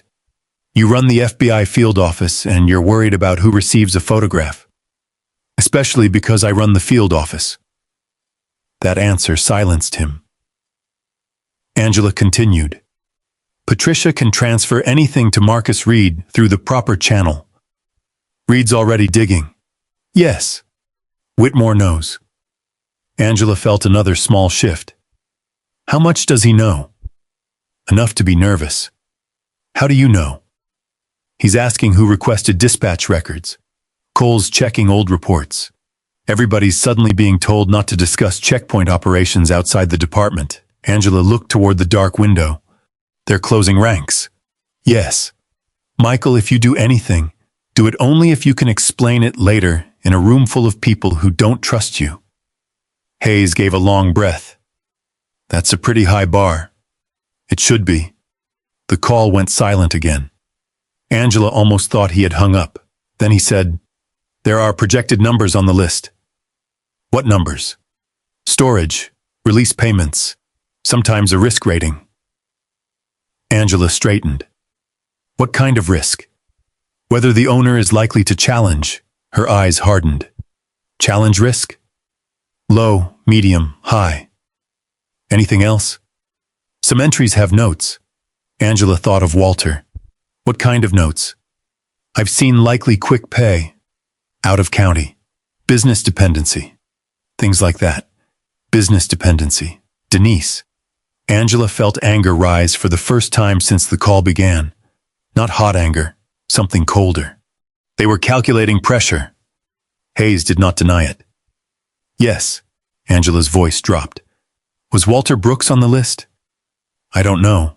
That goes back before I started looking closely. And Marcus Green? I think so. Denise Parker? I don't remember. Angela stopped herself. She was beginning to question him like an investigator.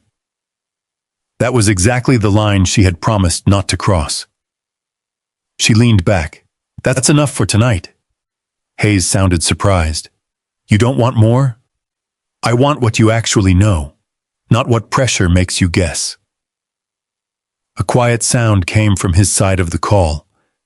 Maybe relief, maybe fear. I'll see what I can do. Michael. Yeah? If you decide not to do anything else, tell Marcus Reed exactly that. Don't disappear. Hayes did not answer. Then the call ended. Angela remained at the table. 10:43 p.m., she wrote the time down. Then every statement she remembered. Premium vehicle recovery list. 3 days before the stop. Saturday wrote, high value, challenge risk, projected storage, Fairmont recovery. She signed and dated the notes. Then she called Patricia. By 8:15 the next morning, Marcus Reed was reading Angela's account in Patricia's office. He reached the line about the Ducati being entered 3 days early and stopped. This changes the direction. Patricia nodded. It explains the trucks. It may explain them. Marcus looked at Angela. We still need the list. I know. And Hayes? Scared. Will he cooperate? I don't know. Marcus closed the notes. Fear changes people. Angela looked at Walter's photograph on Patricia's credenza. So does guilt. 2 days passed. Nothing. On the third evening, Patricia called. Come to the office. Angela heard something in her voice. What happened? We received a message. Angela arrived 20 minutes later. Marcus Reed was already there. Patricia's laptop sat open on the conference table. One image filled the screen. A spreadsheet. The photograph was slightly angled and taken from a computer monitor. At the top, in plain black letters, Premium Vehicle Recovery List. Angela moved closer. Columns ran across the page. Vehicle description, estimated value, projected storage revenue, expected release payment, county of residence, challenge risk, towing destination. Near the bottom sat an entry she recognized immediately. Red Ducati Panigale V4, Saturday route, out-of-county owner, high value. The date was 3 days before Kingsley Boulevard. Patricia whispered, he sent it. Marcus enlarged the image. Beside Angela's entry was a destination code. KTR. Fairmont Recovery, Angela said. Marcus nodded. Then he pointed to another column. Projected revenue. A number sat beside David's motorcycle. Not a person. Not a memory. Not the route David had once planned for his wife. A dollar amount. Angela stared at it. David had looked at the Ducati and seen a future they might still share. Daniel Whitmore's system had looked at the same machine and seen money. Marcus Reed reached for his phone. This photograph is useful, but it isn't enough. Angela looked at him. What do you need? The original system, metadata, access records, supporting dispatch files. Patricia frowned. Can you preserve it? If we establish enough basis. Marcus's phone rang before he could continue. He answered. Listened. His face changed. What time? Another pause. Who ordered it? He ended the call. Angela already knew the news was bad. Marcus looked at the photograph on the screen. Whitmore just called Michael Hayes into his office.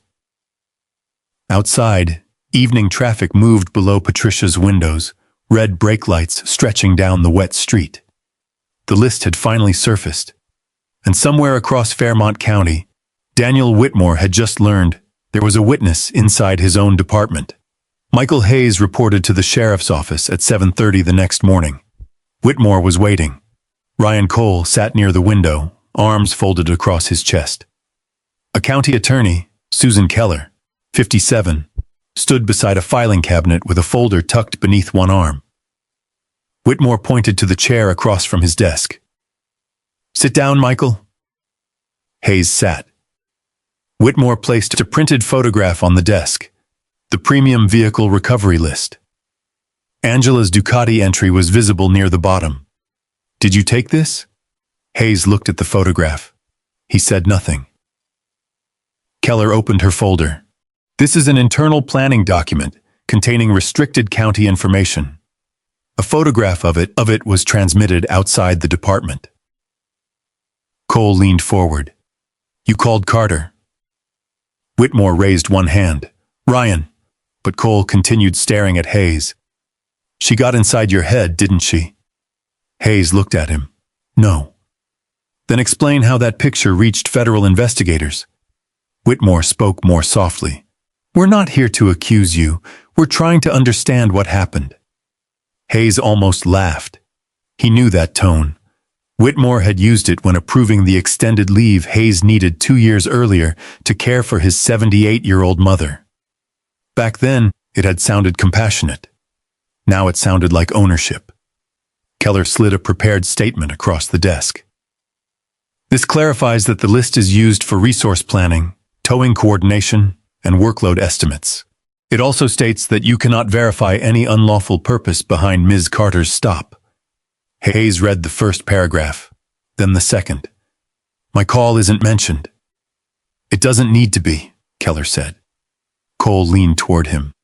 You made one frightened phone call. Fix it. Hayes looked at Whitmore. The sheriff rested both hands on the desk. I helped you when your mother needed you. Hayes swallowed. I remember. I protected your position when people questioned how much leave you were taking. I remember that too. And your benefits remained active. There it was. Hayes stared at the signature line. Whitmore's voice stayed almost gentle. Think about what happens if you're dismissed. Your pension, your insurance, your mother's care. Hayes looked down. Cole said, Sign it. For several seconds, the only sound in the office was the air conditioner. Then Hayes picked up the pen. By 10:12 a.m., Patricia Lawson received notice that Michael Hayes had withdrawn his account. Angela read the statement in Patricia's office. Once, then again. Hayes claimed he could not confirm any unlawful purpose behind the premium vehicle recovery list. He described Angela's questions during their telephone conversation as creating pressure and said his interpretation of the list may have been incomplete. Rebecca Torres paced near the window.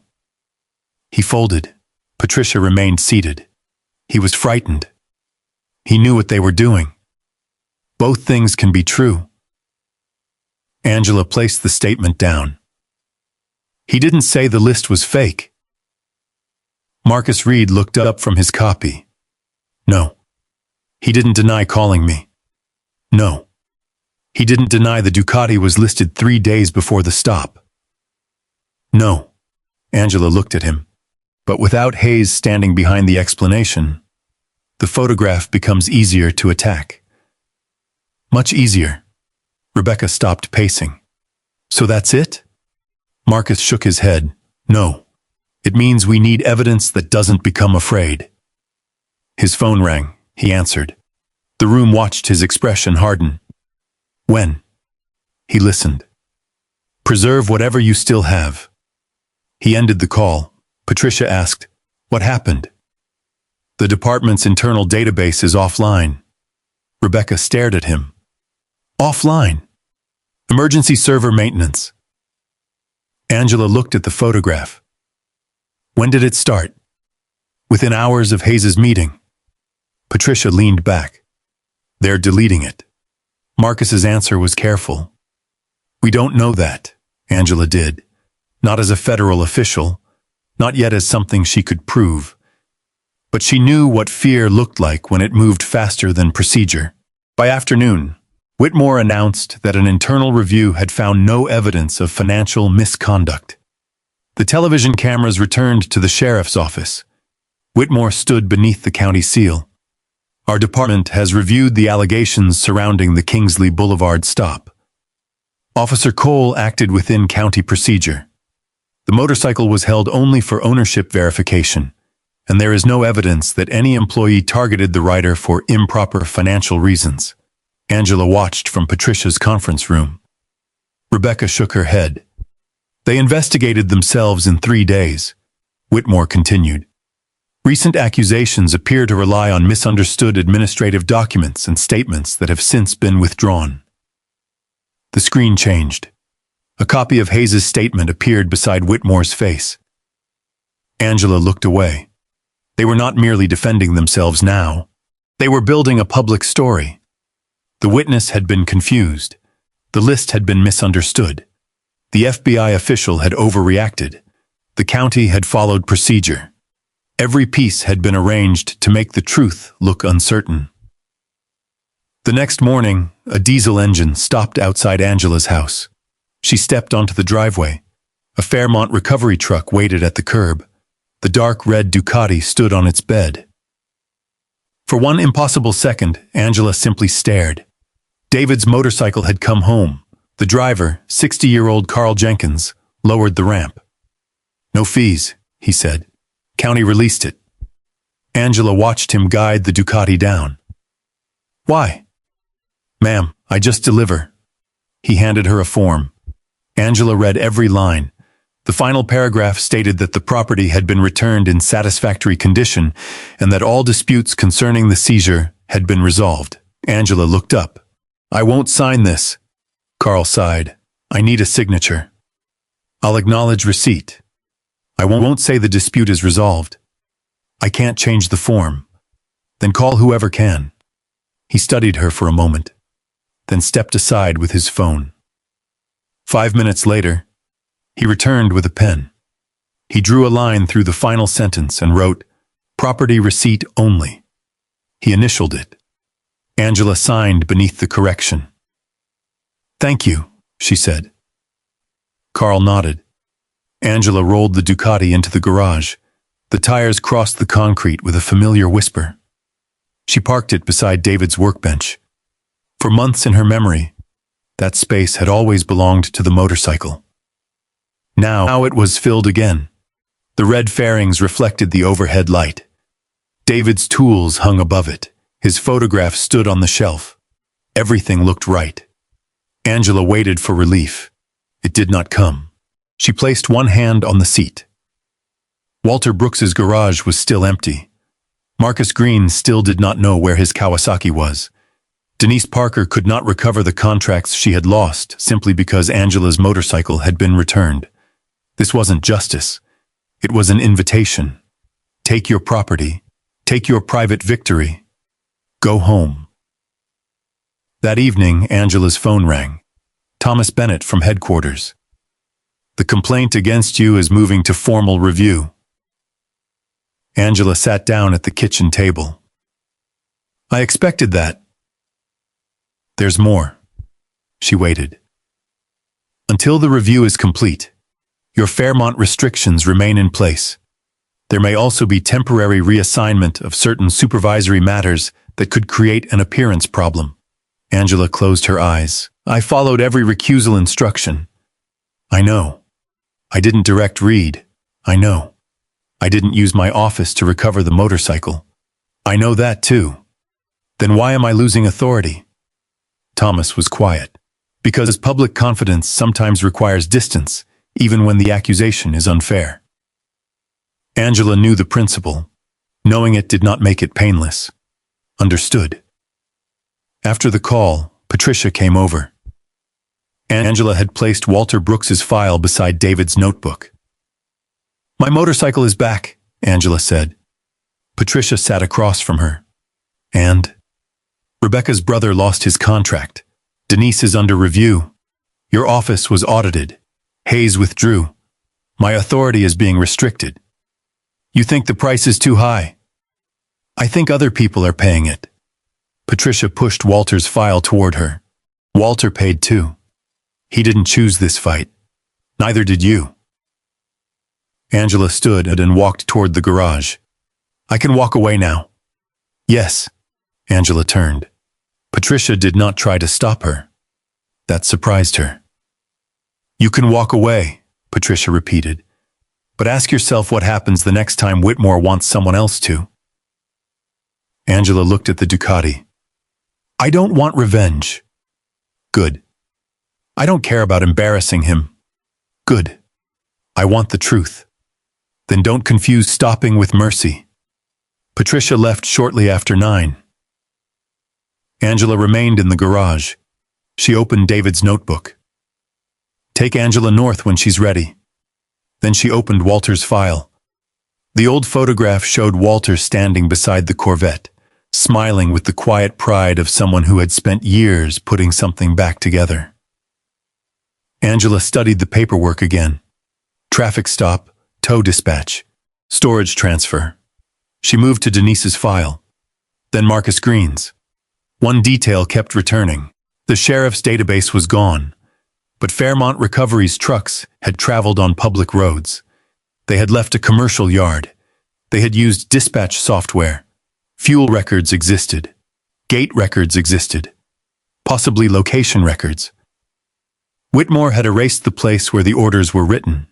He had not erased the movement those orders caused. Angela pulled the dispatch sheets closer. Walter's truck left 7 minutes early. Denise's left 9 minutes early. Marcus Green's left 11 minutes early. 9 cases. 9 trucks already moving. She picked up her phone. Patricia answered sleepily. Angela? I found what he couldn't delete. Patricia became alert. What? The trucks. A pause. Explain. The department can erase its database. It can't erase the fact that Fairmont Recovery vehicles were already on the road. Angela looked at the times. The dispatch platform had to send those trucks somewhere. If it was commercial software, the records may exist outside Whitmore's system. Patricia was silent for a second. Then she said, Call Marcus. No. Angela looked at the Ducati. You call him. I stay inside the boundary. Patricia understood. I'll send everything tonight. Angela ended the call. The garage became quiet again. Whitmore had returned David's Ducati because he believed Angela's greatest reason to continue had just disappeared. He had misunderstood her from the beginning. He thought the motorcycle was valuable because of what it cost. Angela knew better. And now the same trail of tow trucks that had carried away other people's property might lead straight to the evidence Whitmore believed he had erased. Before sunrise, Patricia sent the dispatch records to Marcus Reed. By 8:30, Marcus and 2 federal analysts were back in her office, matching departure times against county reports. Walter Brooks first. Stop entered at 10:14, Marcus said. Laura Mitchell checked the commercial dispatch sheet. Truck left at 10:07. Denise Parker, 9 minutes early. Marcus Green, 11. By the 9th match, Marcus stopped treating the pattern as coincidence. The sheriff's database isn't the only system that recorded these decisions. Patricia looked at him. The towing software, and whatever service hosted it. Laura began tracing Fairmont Recovery's technology contracts. The answer appeared in an invoice buried among county procurement records. Southern Civic Systems. The private contractor managed dispatch software, equipment logs, and continuity backups for several Fairmont County departments. Patricia read the service description. Automated off-site archive. Continuous synchronization. 30-day retention. Marcus stood. If Whitmore deleted the database locally, the backup may still exist. Angela remained across the room. Can you preserve it before the 30 days expire? Marcus nodded. We can request preservation immediately. Access is another matter. Legal process. Exactly. By noon, Southern Civic Systems had confirmed that Fairmont County's data was copied automatically to servers outside the county. The sheriff's office had requested local maintenance. No request had been made to delete the off-site archive. For the first time since Hayes withdrew his statement, Angela felt something loosen inside her. Whitmore had erased the room. He had forgotten the echo. Marcus moved quickly. The warrant application relied on evidence from separate sources: early tow dispatches, Rebecca's roadside video, the Ducati's completed cloud recording, the photograph of the premium vehicle recovery list, and the timing of the database disappearance. Angela did not read the application. She gave Marcus her witness notes and stepped away. 3 days later, an independent federal judge approved access. That evening, forensic analysts began recovering the archive. Angela waited at home with Patricia. David's Ducati stood in the garage again, but his notebook rested on the kitchen table between them. At 9:42 p.m., Marcus called. Patricia put him on speaker. We recovered the database. Angela's hand tightened around her coffee cup. How much? Enough. Paper moved on Marcus's end. 73 vehicles over 3 years. Patricia slowly sat straighter. Marcus continued. The records include estimated market value, projected storage revenue, expected release payment, county of residence, challenge risk, and towing destination. Angela said nothing. Walter Brooks is here. Her eyes moved toward his file. Marcus read the notation.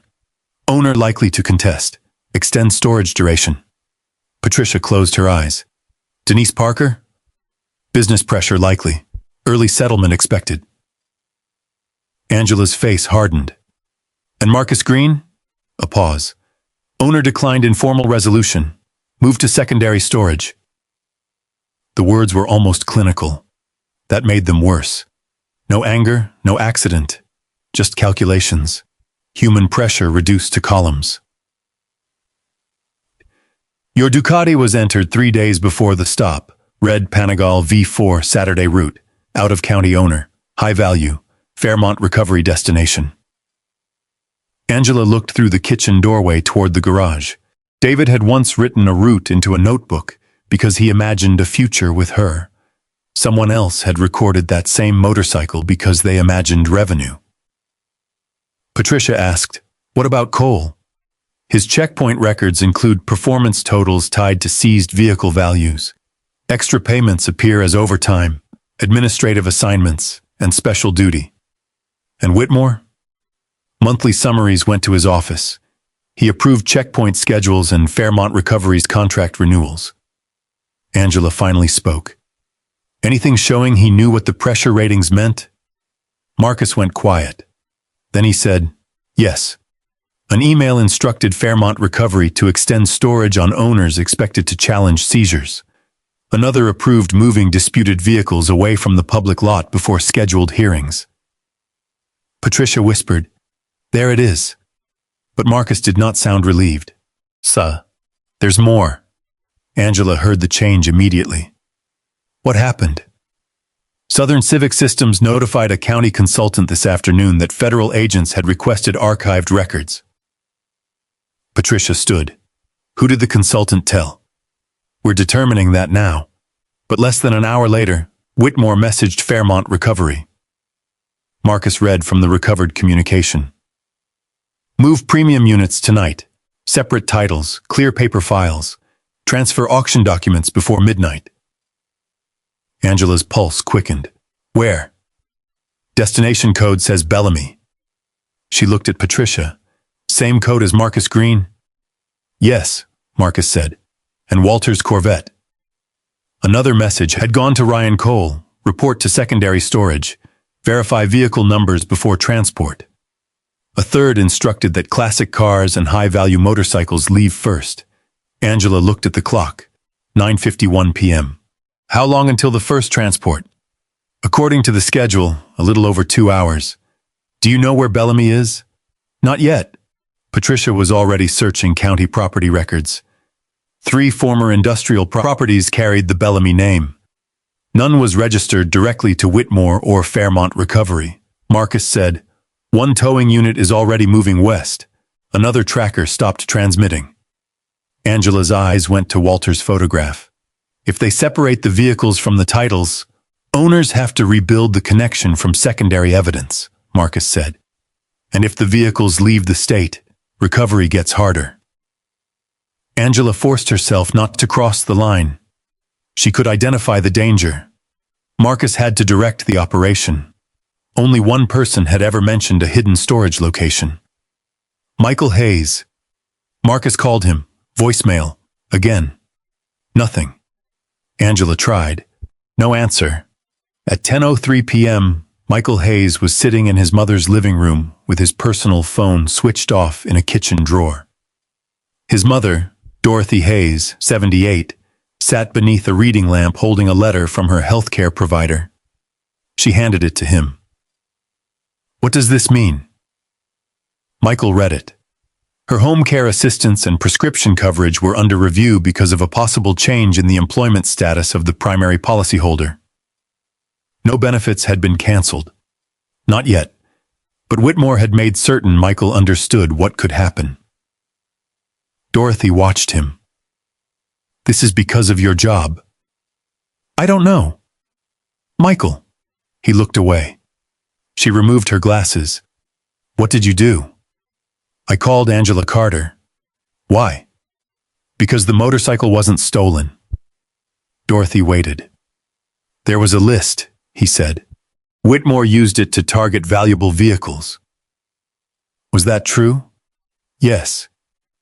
Then why did you say it wasn't? Michael stared at the floor. Because if they fire me, I could lose the insurance, your care. Dorothy folded the letter carefully. My care. I was trying to protect you. By lying? Mom, by helping them keep what belongs to other people? I didn't take those vehicles. Dorothy's voice remained quiet. You stood there. Michael had no answer. She looked at him for a long moment. I don't want one comfortable day bought with somebody else's suffering. His eyes lifted. If I cooperate now, I may lose everything. Then we'll know what we lost. She reached across and touched his hand. But we won't have to lie about how we kept it. At 10:11, Michael turned his phone on. 14 missed calls. He called Angela first. She answered immediately. Michael? The Bellamy textile mill. Patricia turned toward her. Angela put the call on speaker. Marcus's voice came through Patricia's phone. Michael, this is Marcus Reed. Exact location. Bellamy Mill Road, Western County Line. Past the closed feed warehouse. No active sign at the entrance. What is inside? High-value vehicles in the eastern building. Paper files upstairs. Keys behind the dispatch desk. Who controls access? Fairmont Recovery Management. Whitmore has access. Cole does too. Is Whitmore expected there tonight? Yes. Marcus asked, will you give this statement in person? Michael looked at his mother. Yes. Stay where you are. No, Whitmore knows my car. I'll meet you at the old county library. Marcus agreed. But there was still a problem. Hayes had already recanted once. The emergency warrant needed independent corroboration connecting Fairmont Recovery to Bellamy. Rebecca opened her original roadside video.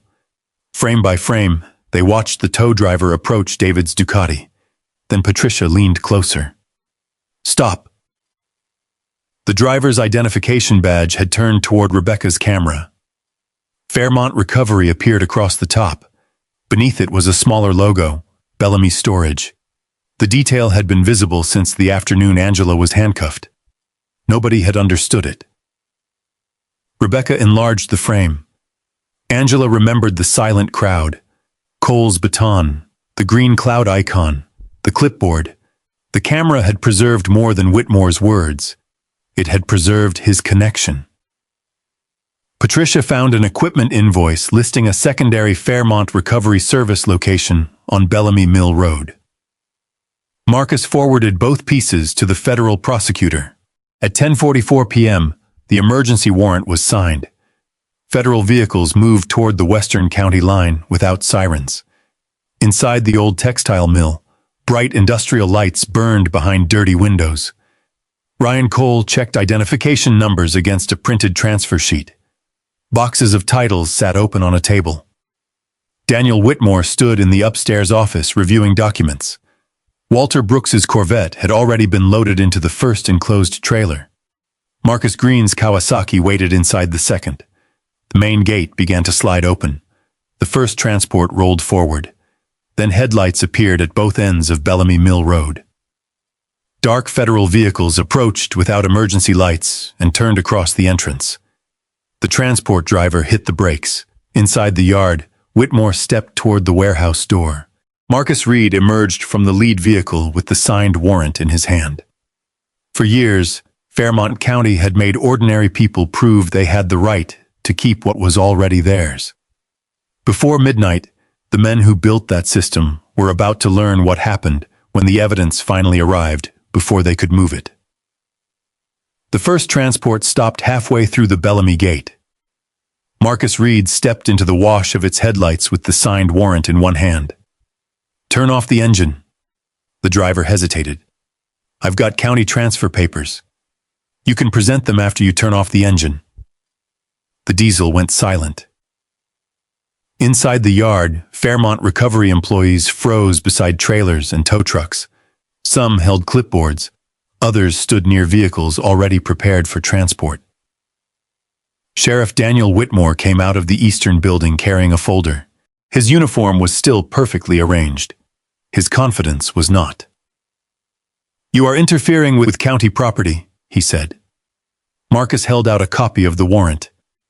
"This property, the vehicles, the administrative offices, and all records connected to the seizure operation are now subject to federal search." Whitmore barely glanced at it. "These are lawful transfers." "Then the records proving that will remain exactly where they are." Ryan Cole appeared in the warehouse doorway. The moment he saw Michael Hayes standing beside a federal vehicle, his face hardened. "You." Hayes said nothing. Cole turned toward the interior stairs. An agent blocked him. "Officer Cole, stay where you are. I'm getting county files. No one touches the files." Cole looked toward Whitmore. For the first time, Whitmore had no instruction that could restore control. Agents entered the eastern building. Their flashlights moved over rows of motorcycles, classic cars, restored trucks, and work vehicles. Some still carried county evidence tags. Others had plates removed. Titles sat in open boxes on a folding table. At the rear of the room, a shredder was still running. An agent unplugged it. Marcus walked slowly through the building. "Document everything before it moves." Hayes pointed toward the upstairs office. "Recovery lists are in there. Auction schedules, too." Whitmore stared at him. "You lose the badge, the pension, the insurance. Your mother loses everything I helped you protect." Hayes looked at the floor for a moment, then raised his eyes. "I stayed quiet because I was afraid of that." Whitmore waited. Hayes continued. "My mother told me fear wasn't permission to help you." The words carried no triumph, only cost. Upstairs, agents opened the office. The premium vehicle recovery list was there. Printed, filed, marked with handwritten notes. Walter Brooks, Denise Parker, Marcus Green, Angela Carter. Beside Walter's name, owner likely to contest, extend storage. Beside Denise, business pressure likely. Beside Marcus Green, declined informal resolution, secondary storage. Angela's Ducati entry showed the date 3 days before Kingsley Boulevard. Downstairs, the first trailer was opened. A dark blue Corvette sat inside. Marcus called Patricia's office, where Angela, Patricia, and Rebecca waited beside copies of the recovered files. "Vehicle identification number coming through." Angela wrote it down. Rebecca searched Walter's records. Her voice caught. "It's his." Angela closed her eyes. Walter Brooks had died without hearing those words. "It's his." They checked again. There was no mistake. The Corvette Walter had rebuilt with his adult son had never been legally lost. It had been hidden. The next transport contained Marcus Green's Kawasaki. Another section of the warehouse held Denise Parker's delivery van. Several vehicles county records claimed had already been sold were still parked under Bellamy's industrial lights. The paperwork had moved faster than the property. By 12:26 a.m., Whitmore, Cole, and the principal towing operator had been formally arrested. No cheering followed. No dramatic speeches. Agents photographed files, recorded VINs, sealed computers, connected titles back to vehicles. The work was almost painfully ordinary. That was what justice looked like before anyone called it justice. Months later, the criminal case was tried outside Angela's operational sphere. Angela entered the courtroom in a dark suit. No FBI jacket, no command staff, no display of rank. She took the witness chair as Angela Carter, the woman who had been stopped on Kingsley Boulevard. Cole's attorney approached. "You were special agent in charge of the FBI Richmond field office at the time?" "Yes." "You could have told Officer Cole that?" "Yes." "And perhaps the detention would have ended." Angela looked toward the jury. "It might have. Yet you chose not to." "My registration was valid whether he knew my title or not." The attorney paused.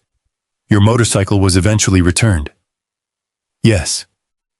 Undamaged. Yes. So why continue? Angela looked toward Walter Brooks's sister sitting behind the prosecution table. Then she answered. I might have avoided what happened by telling them my title. She paused. Walter Brooks couldn't. The courtroom went still.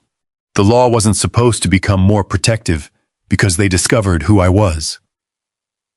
Nothing else needed to be said. The government played the Ducati recording. Whitmore's voice came through clearly from before Angela had ever been questioned. His attention had already been on the red V4. Then came the tow records, the premium vehicle recovery list, Bellamy, storage calculations, challenge ratings, transfers arranged before hearings. Records proved what frightened witnesses alone never could. The system had been designed to identify valuable property, pressure owners, and profit from delay. The central defendants were convicted. Fairmont County was placed under outside monitoring. Vehicle holds required independent approval. Storage fees were limited. Towing contracts became public. Records were backed up beyond the control of any single county office. But punishment was only part of what followed. Marcus Green returned to the secured lot one cool morning. His Kawasaki waited beneath fluorescent lights. He walked around it once before accepting the key. Then he rested his palm against the fuel tank. Angela stood several yards away. Marcus saw her. I heard what you said in court. What part? That it started before your Ducati. It did. He looked at his motorcycle. I thought maybe I was stupid for refusing to pay. You weren't. I still lost a year. Angela nodded. Yes. She did not try to turn his loss into a victory. That was why he believed her. Denise Parker received her delivery van and compensation for part of the business she had lost. Within months, the smell of roast chicken, cornbread, coffee, and pound cake once again filled her catering kitchen during weekend orders. Walter's Corvette came home last. His adult sister stood beside it at a small property return ceremony. The trunk contained his old work gloves, maintenance notebook, a faded photograph of Walter with his adult son, and a pocket watch bearing the son's initials. His sister pressed the notebook against her chest. They told us these things were gone. Angela stood quietly near the back. The Corvette had returned. Walter had not. That was the part no verdict could repair. Fairmont County later opened a legal assistance office near Kingsley Boulevard for people challenging improper property seizures. Officials proposed naming it after Angela. She refused. The sign eventually installed over the entrance read, "The Walter Brooks Center for Property Justice." Months passed. One early morning, Angela rolled David's Ducati out of the garage. She checked the oil, tires, mirrors, registration. Then the camera system. The small green cloud icon appeared beneath the display. Once that symbol had meant survival. Now it meant memory. Angela slipped David's maintenance notebook inside her jacket. Then she rode north. The small restaurant from his route was still there. Warm yellow light filled the windows. Coffee cups clinked behind the counter. An older server brought Angela a menu and glanced at the empty seat across from her. Someone joining you? Angela rested one hand on David's notebook. No. She smiled softly. I'm finishing a trip my husband and I planned. She ordered sweet tea. Later, back on Kingsley Boulevard, Angela reached the place where the checkpoint had once stood. The cones were gone. A new roadside sign listed motorists' property rights and the number for the Walter Brooks Center. A motorcycle approached from the opposite direction. Kawasaki, Marcus Green. He recognized the Ducati. Raised one hand. Angela raised hers. Neither stopped. They passed beneath the long evening light and continued toward separate homes. Fairmont County had once looked at those motorcycles and seen only value. Angela saw David. Marcus saw 5 years of work. Walter's family saw the last machine two men had built together. And that was the truth Daniel Whitmore had never understood. Angela's title had helped expose what happened. It had never created her worth. The real failure had begun much earlier, the moment anyone believed they needed to know who she was before deciding she deserved dignity. And when Angela Carter finally rode past the old checkpoint and quietly raised her hand to Marcus Green on his recovered Kawasaki, she wasn't celebrating power. She was seeing proof that someone else's road had been returned to them too. Maybe the deepest lesson here is that silence has a cost, especially when we know something is wrong and convince ourselves it belongs to somebody else. Michael Hayes learned that protecting his own security by staying quiet only allowed other people to keep paying the price. So if you see someone being treated unfairly today, you don't have to make a speech or become a hero. You can simply refuse to become part of the silent crowd, ask a question, preserve what you witnessed, or stand beside the person the way Angela wished someone had stood beside all those owners before her. If you had been on Kingsley Boulevard when Angela was handcuffed beside David's red Ducati, at what moment would you have stopped watching and spoken up? Tell me below, and stay with us, because the next story begins with another ordinary moment that isn't nearly as ordinary as it seems.